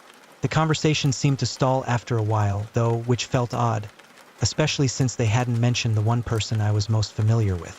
I began to describe the tall man who regularly passed by the kitchen window, from his height to his bone structure, and everyone fell silent, staring at me in confusion. In a village like this, nobody slipped by without being noticed, so their reactions were strange. That's when our neighbor's mother suddenly jumped up and hurried back to her house. About 10 minutes later, she returned with a picture of the man I had seen walking by for weeks. I confirmed that, yes, that was him, and she nodded. She told me that his name was James and that he used to live in our house. A few years ago, he drove down the road into the forest, attached a pipe to his exhaust, and went through the window. They found him days later. At first, I thought she was just joking or that she had gotten confused due to her old age. But it wasn't until our neighbor chimed in, saying she remembered the last woman who'd moved into the house for a few months, who also complained about the man always walking around outside. Apparently, she had loudly told him to go away after getting advice from her priest, and he hadn't bothered her again. She apparently moved out, though, because the house felt off to her. I never had the heart to say it whenever I saw him because, as far as I cared, he wasn't doing any harm. And the second event is also pretty tame, but I still have no explanation, so it gives me chills. Being a smoker but not being fond of the smell, I usually head outside to spark one up. I'd been having trouble sleeping this night, however, and it was around 2 a.m. Not only was I too tired to find the energy to put on appropriate clothing and shoes and trail down the stairs, but I also didn't want to risk waking my dad up since it was way too early. This is why, instead, I hung out my window in order to have a smoke, dressed in nothing but a shawl wrapped around my shoulders for the chill. For reference, the window is in the far wall. On the opposite wall is my bed, toilet to the right and exit to the left. I must have been about halfway through when I heard a man clear his throat very loudly from right behind me. I panic and spin around thinking maybe that my dad had come up to ask something and was showing his disapproval of my being awake when I had work the next day. In hindsight, though, it obviously would not have been my dad, as firstly, he knows to knock, and secondly, he would never have stayed if he noticed my lack of clothing. When I do spin around, however, nobody is there, which was odd. I easily brush off occurrences like this as just normal, such as when others jump or thump in the house or something, or possibly something moving in the house, so I shrug it off and say that it had to be something falling over. But then I began thinking about how loud and clearly that I heard the noise so close to me too that it started to make me feel uncomfortable and a little bit shaken. The third event didn't seem aggressive, it's just unnatural. It had been the summer and I'd been wearing a very light shawl, which I placed on the floor when I went to the toilet. This floor was covered with one large sheet of vinyl, so in nowhere would be able to flow through the cracks or gaps. As I was sitting there, I had been staring at the ceiling as there was a small spider running laps up there, but movement caught my eye and looking down, I saw the weirdest thing that I've ever witnessed. My shore was literally floating right in front of me a few inches off the ground. It was raised by one part as if someone punched it and then raised their arm. Now I sat there, pants around my ankles, wondering what the hell I was meant to do. I felt scared to move as if whatever it was wouldn't notice me if I stayed still. Finally, I reached forward, but the second I made contact with the shawl, it dropped and the entire room became ice cold. The fourth event, it had terrified me at the time, and honestly it still does. It was near the end of summer, so the weather had become calm and warm. My dad and I were watching some movie in the living room downstairs when we both jumped at a bang so loud that we thought it might have been a gunshot. I get the same feeling of dread and pure fear that I got during the voice in my room, and for some reason, I run straight for the door and out of the house. Our neighbor's mother, I should mention now that she's very religious and a strong believer, sees me in such a panic and comes racing out to see what had just happened. I am embarrassingly ugly crying by this point, which again is very uncharacteristic of me, but I've never felt so threatened in my life. I tell her that something happened in the house and she goes to the front door, through which I can see my dad looking about with his baseball bat. The second she steps inside, she turns back around and hurries to her house. She returns with a bundle of sage and lights it as she steps in. She looks about before going straight to my room, and I can hear from outside her shouting at whatever was in there to leave the house as it's not welcome here. After a while, she comes back out and tells me to keep the sage burning in my room as it'll protect me. My dad leads me back inside and points up the stairs, and halfway up, I see that the hatch to the loft had been removed. Now this thing was far enough up from the ground that no person would have been able to reach it and move it without a ladder. I wait in the kitchen as a neighbor helps my dad fix the ladder and move the hatch, and apparently this thing was so heavy that my dad struggled to even slide it on his own. Lastly, there were some weird dreams that I had while I was there too. Maybe they're connected, maybe not. I'm not too sure, but I won't go into it, but I attempted to take my own life about a month before this, and I hadn't been to visit in a while due to low moods, but I finally got the energy to go back, and I've been having nightmares where you can't remember what happened, just that it was bad. But this changed on my first visit. I also want to put it out there that although I'm not discounting it, I've never had sleep paralysis or I've never sleepwalked. The nightmare was simple enough. That sounds incredibly unsettling, and I can understand why you're feeling so confused and anxious about it all. Dreams can be vivid and leave us with lingering feelings, but when physical events like the lights being on or unexplained cuts on your ankle happen, it definitely raises the stakes. The feeling that you moved in your sleep when you usually don't is also quite strange, especially paired with the cuts that appeared for no apparent reason. As for whether it's evidence of a haunting, it's difficult to say. Many people experience things that can't be easily explained, and while some may point to paranormal activity, others might look for more rational explanations. Still, the details, like the unexplainable cuts, the light in the closet being on when you know it wasn't, and the strange dream about a deep, inhuman voice, do seem to point to something more unsettling than just a regular nightmare. Can you make peace with it? That might depend on how much control you feel you have over the situation. Sometimes people have positive experiences with paranormal encounters by acknowledging them and setting boundaries. Perhaps something like mentally telling the entity that it's not welcome, or even trying to speak to it directly, if you feel comfortable doing so. It can also help to talk to someone who might understand your experiences, whether it's a spiritual advisor or someone who specializes in paranormal events. Is this entity aggressive? Based on your dream, it sounds like there's an element of warning or threat to it. The phrase, "you watch him and he watches you," "I watch both," suggests it's more than just an observer, but whether it can physically harm you is not clear. The unexplained cuts on your ankle are concerning, but sometimes sleep disturbances or even anxiety can manifest physically as well, so it might be worth considering all possibilities. As for whether it's James, that's a possibility, especially given the strange things that have been happening in your dad's house.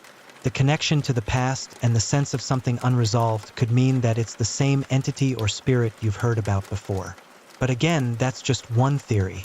I'd recommend taking some time to reflect on any potential connections and maybe even doing something to protect yourself or create boundaries, like an energy clearing ritual or a simple statement like, "I'm not afraid, and you cannot hurt me."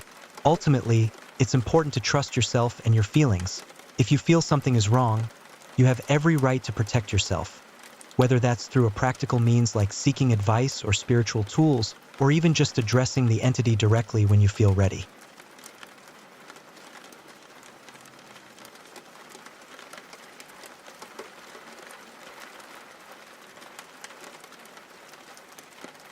Every year for the past 8 years, a group of friends and I have made it a tradition to go on vacation at this old fort campground in the spring. The fort is on a small island that's about 6 miles long. The island has a large family campground and a few larger group camping areas about a mile away from the family sites.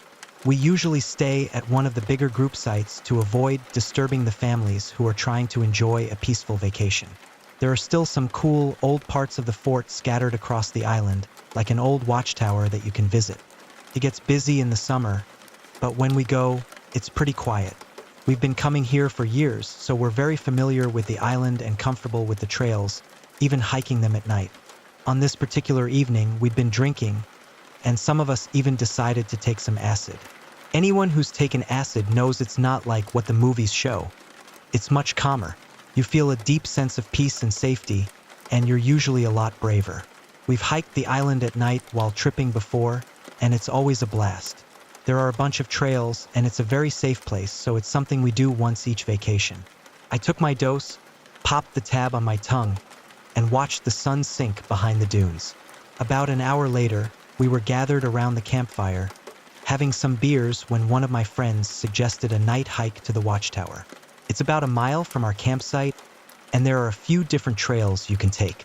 Only 4 of us wanted to make the hike. Myself, a 25-year-old female at the time, and 3 guy friends. Since it was spring, the air was still chilly, so I packed a blanket in my backpack just in case and threw on an old sweater along with my thick black wool cloak. We started down the trail, but then I realized I'd forgotten my cigarettes. I told the guys to go on ahead, and I'd catch up with them. Lost in my stony, trippy thoughts, I got caught up in joking around with some other friends who were still back at the camp. It wasn't until they mentioned the time that I finally noticed how far I'd fallen behind. I laughed, headed back to the trailhead. This is where the acid starts coming into play. The guys had the flashlights, so my hike through the woods was dimly lit by the moon, which was beautiful and not scary with acid brain.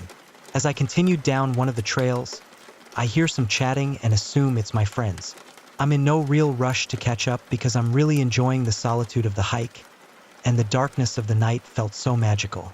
I was humming, singing to myself, and just taking it all in. The trail starts to straighten out and I see a few figures walking a good ways ahead of me, as well as the shape of the watchtower behind the trees. When the trail ends, it opens up onto a small maintenance road and a parking lot for the gazebo facing the bay. The tower sits on the opposite end facing the ocean. The figures keep moving towards the tower.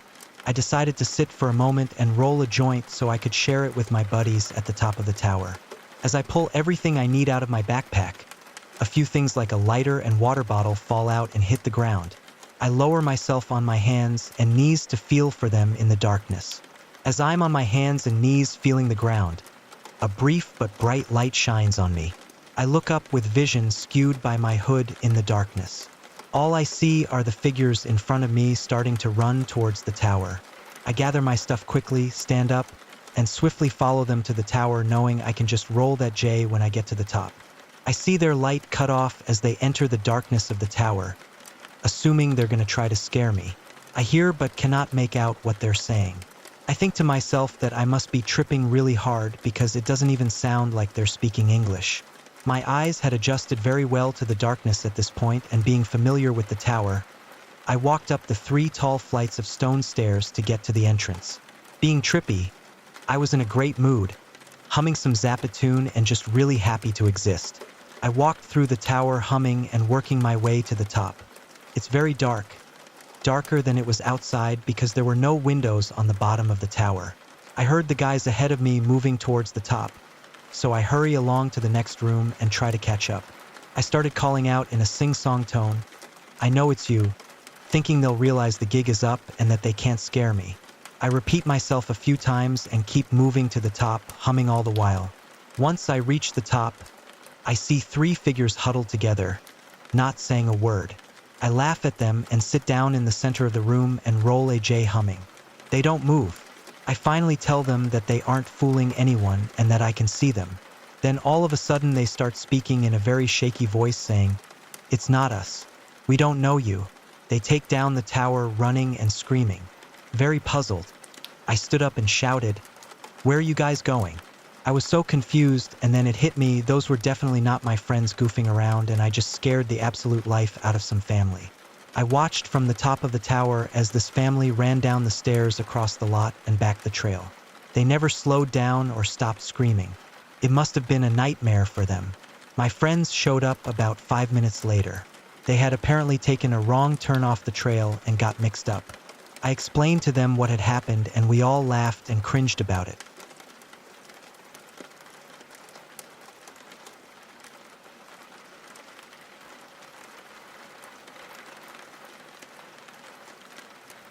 I made a best friend in high school named Isla.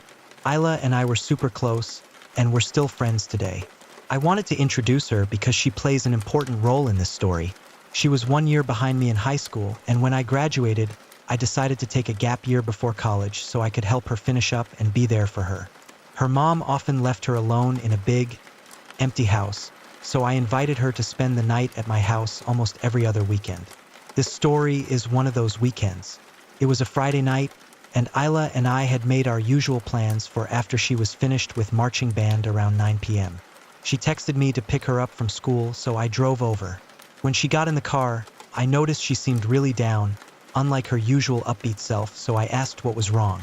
She told me her mom had said she wouldn't be home for another 3 weeks, even though she had promised to return the next weekend. Needless to say, Isla was really disappointed.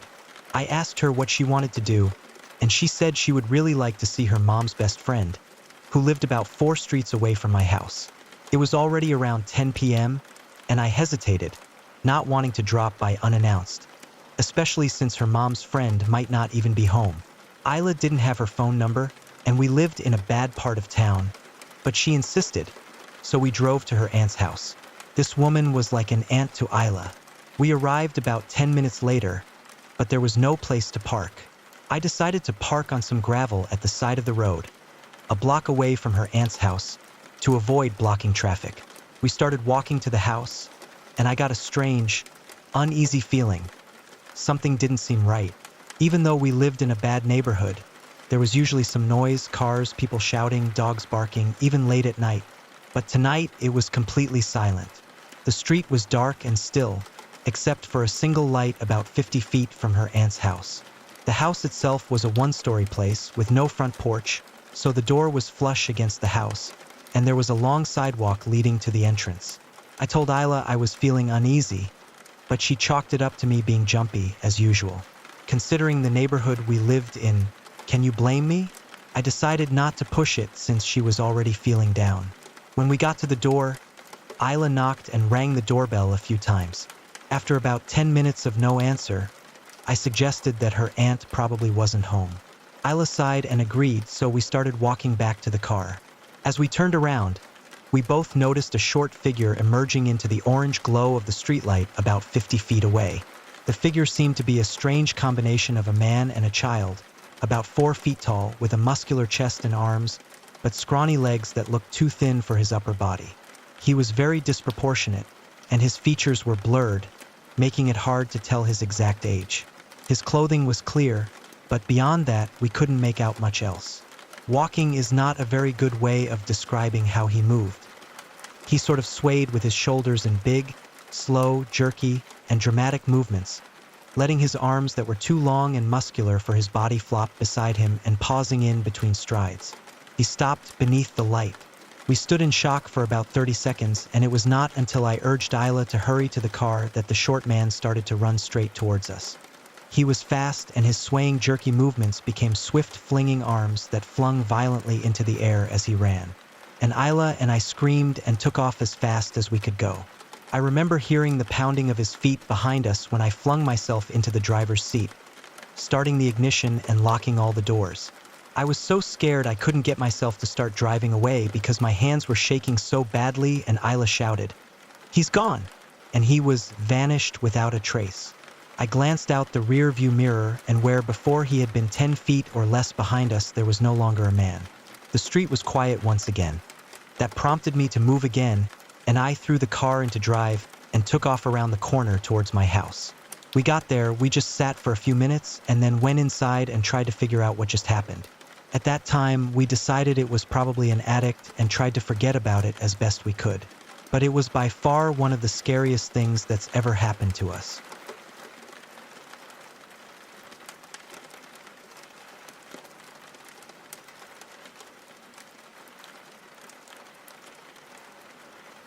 Let me start by giving you some context about where I live. I'm in a regional town in Australia, and to put it simply, there's no trafficking, no gang activity, no unsolved crimes or murders, and no missing persons. It's a pretty quiet, safe place. So here's what happened today, and I'm still not sure whether I should report it or if the police would even care. I have a hobby of flipping furniture. I love picking up old, worn-out pieces, fixing them up, repainting them, and then selling them. Keeps me busy and is something I enjoy. Facebook Marketplace is my go-to place for finding things. This morning, I came across a post offering a free table, so I messaged the person asking if I could pick it up today. While I was messaging, I noticed their Facebook profile picture disappeared. I thought that was strange, but figured they might have just changed it. They agreed to a time and gave me the address. No problem, it was on the edge of town. Then, they sent me a strange message asking if I was coming alone or with someone. I'm not married, and this immediately raised some red flags for me. But I thought, maybe the table is heavy, and they just wanted to know if I'd need help moving it. I responded saying, I'm fine on my own, but didn't hear anything back. I started feeling really uneasy. Something about the whole situation felt off, but I brushed it off. After all, it's the middle of the day, I have my phone, and this is a safe town. Maybe I'm just overthinking it. So, I hopped in my car and drove to the agreed location. I couldn't find the exact address on my GPS, which seemed odd, but I eventually found the street. However, when I got there, there was nothing. There was a creek by the side of the street, empty lots with tall, overgrown grass, a disused motel, and 3 warehouses. By this point, I was starting to feel really uncomfortable. Everything inside me was telling me that something was wrong, but I kept going.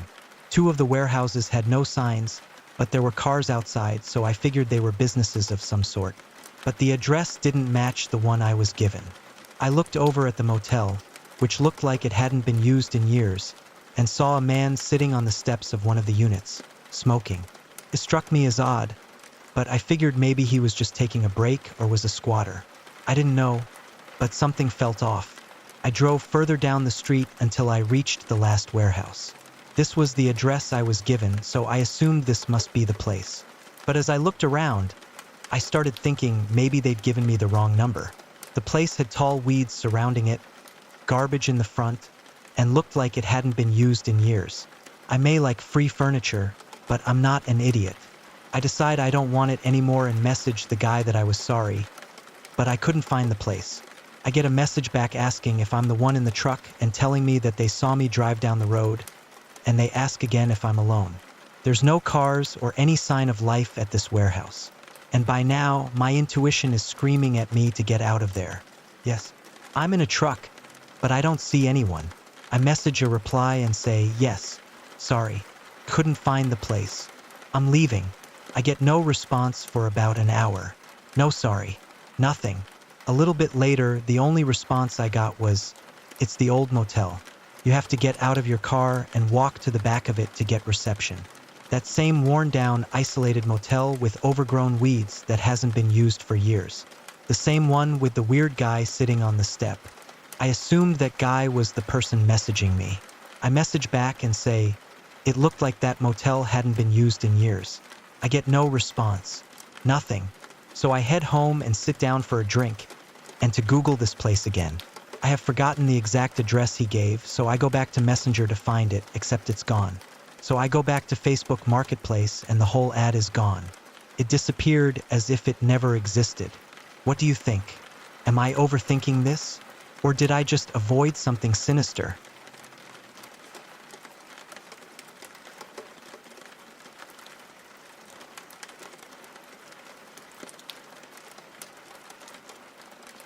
I was home alone, probably in high school or late junior high, and it was around 6 p.m. when this happened.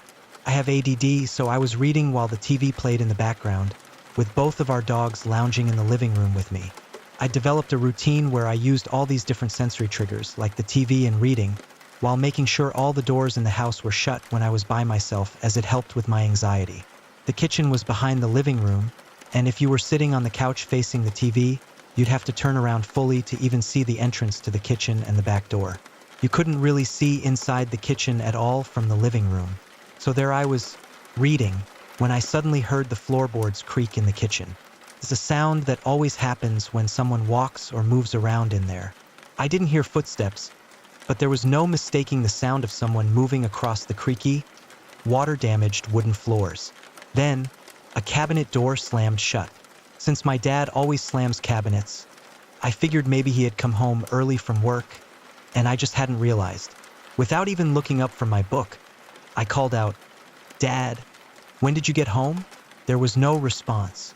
A few seconds later, several more cabinet doors slammed. At this point, I turned around on the couch to look toward the kitchen entrance and called for my dad again. Still no answer. Then the cabinet doors started slamming repeatedly, one after another, so loud it was almost deafening. The slamming got faster and louder. My heart began racing. I could feel it pounding in my ears. Out of nowhere, the dogs jumped up and faced the kitchen, barking fiercely. Their fur stood on end, and although their growls sounded threatening, they were clearly frightened. In a panic, I scrambled to the carpet behind them, hoping they'd somehow protect me. I was facing the kitchen, clutching both dogs as they growled. My fear was overwhelming, my heart pounding violently in my chest. Suddenly, the slamming stopped. For what felt like an eternity, all I could hear was the blood rushing in my ears and my own frantic breathing. Then came the creaking again, the unmistakable sound of something moving or shifting its weight in the kitchen. I was frozen in fear, staring, watching the source of the sound slowly approach the kitchen's entrance, getting closer and closer to my line of sight. As the tension mounted, the dogs stopped growling and started whimpering. They were trembling uncontrollably, fur bristling all over. At that moment, I felt like I was going to have a heart attack, bracing myself for the worst. And then, out of nowhere, my mom walked in through the back door, carrying groceries. Everything stopped, no more creaking, no more barking. The dogs stopped and happily wagged their tails, rushing to greet her. I just sat there, still on the carpet, heart racing and completely bewildered. To clarify, it couldn't have been the sounds of my mom entering the house. The noises were far too different from the usual thuds of someone walking along our back porch to come inside. The sounds could only have come from the kitchen, specifically from the creaky floors and the cabinets. I recognized those noises well because I grew up in that house. I tried to explain what had happened to my mom as soon as she got home, but she didn't really buy it. I haven't shared this story with many people because, honestly, no one has ever believed it. But I can assure you, I know that house inside and out. And I can also assure you that the fear and panic my dogs and I felt in that moment were incredibly real.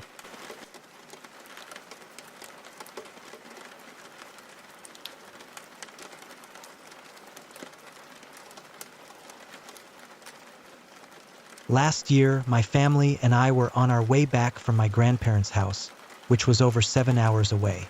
The trip had been exhausting due to heavy traffic and frequent stops for food and bathroom breaks for our dog. We were finally nearing home, on the freeway closest to our house, and the end of the long journey was almost in sight. My mom, brother, and I were all relieved to be so close to home. My dad had been away on a business trip and couldn't join us, which was unfortunate, but at least it meant more space in the car. Everything seemed fine, with my brother and me lost in our own worlds, watching YouTube or playing games, while keeping my mom company on the drive. Then, suddenly, the cars ahead of us began to slow down and eventually stopped. We followed suit, slowing down ourselves and keeping an eye out for whatever might be causing the holdup. We watched a few cars swerve around, speeding off onto a different lane. Seemed odd, but nothing to worry about. That's when I noticed that only the lane closest to the median had stopped. The other lane continued moving, but we were stuck. We weren't sure what was going on, so we stayed put in our lane. Then, without warning, my mom locked all the doors. I glanced at her, confused, wondering what she had seen. My brother, sitting in the back, was starting to look around, equally puzzled and a bit anxious. It dawned on me that my mom must have noticed something further ahead that I hadn't. I asked her what was happening, but she didn't answer. At that moment, the car in front of us attempted to move but couldn't get very far. And that's when I saw him, a man, standing in the middle of the freeway, banging on car doors and trying to open them. My eyes were locked on him, and my heart began to race. My mom quickly tried to move the car, but it was too late. The man dashed from the car in front of us and ran straight toward our car. He looked rough, disheveled, and unhinged. He began pounding on the window, shouting and begging us to let him in. My mom started yelling at him through the closed window, demanding he leave, all while desperately trying to drive away. My brother and I were frozen, terrified, not knowing what this man was planning. My mom managed to get the car moving a few feet, but then, in an instant, the man jumped onto the hood of the car and began slamming his fists into the windshield. My mom screamed, and I just sat there, paralyzed with fear. I had never felt this type of fear before. We all like to think that when fight or flight kicks in, that will be the hero. But I sat there helpless as this man threatened my family. The man demanded incoherently that we drive with him on our hood. My mom then saw multiple cop cars pull up behind us with 2 officers running up to apprehend the man. He jumped from our hood and hopped the 5-foot median. We saw the police draw their weapons and subdue him on the other side of the median as my mom slammed on the gas and sped away. We were in shock and I couldn't believe what had just happened. I listened to Being Scared, Let's Read, and other true scary stories and never thought I would be face to face with a situation straight from a nightmare. It was only several miles later that my mom felt safe enough to pull off to the side of the road and called my dad and then the police to report what happened. The officers were incredibly kind and told us that the man was in police custody and asked if we were okay. My dad, however, was panicked.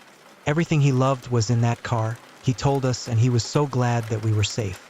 That's when we realized, had this man had a weapon, he most likely would have tried to use it. I began to tear up realizing that we may have narrowly escaped a crazed man with our lives. My mom got a call the next day from the officer that had ran up from behind us and stopped the man. We were so incredibly grateful. My respect for law enforcement has always been strong, and without them I don't know what we would have done or if I would be here to tell this story. Thanks for listening. And, of course, our dog was fine, sleeping peacefully the entire time.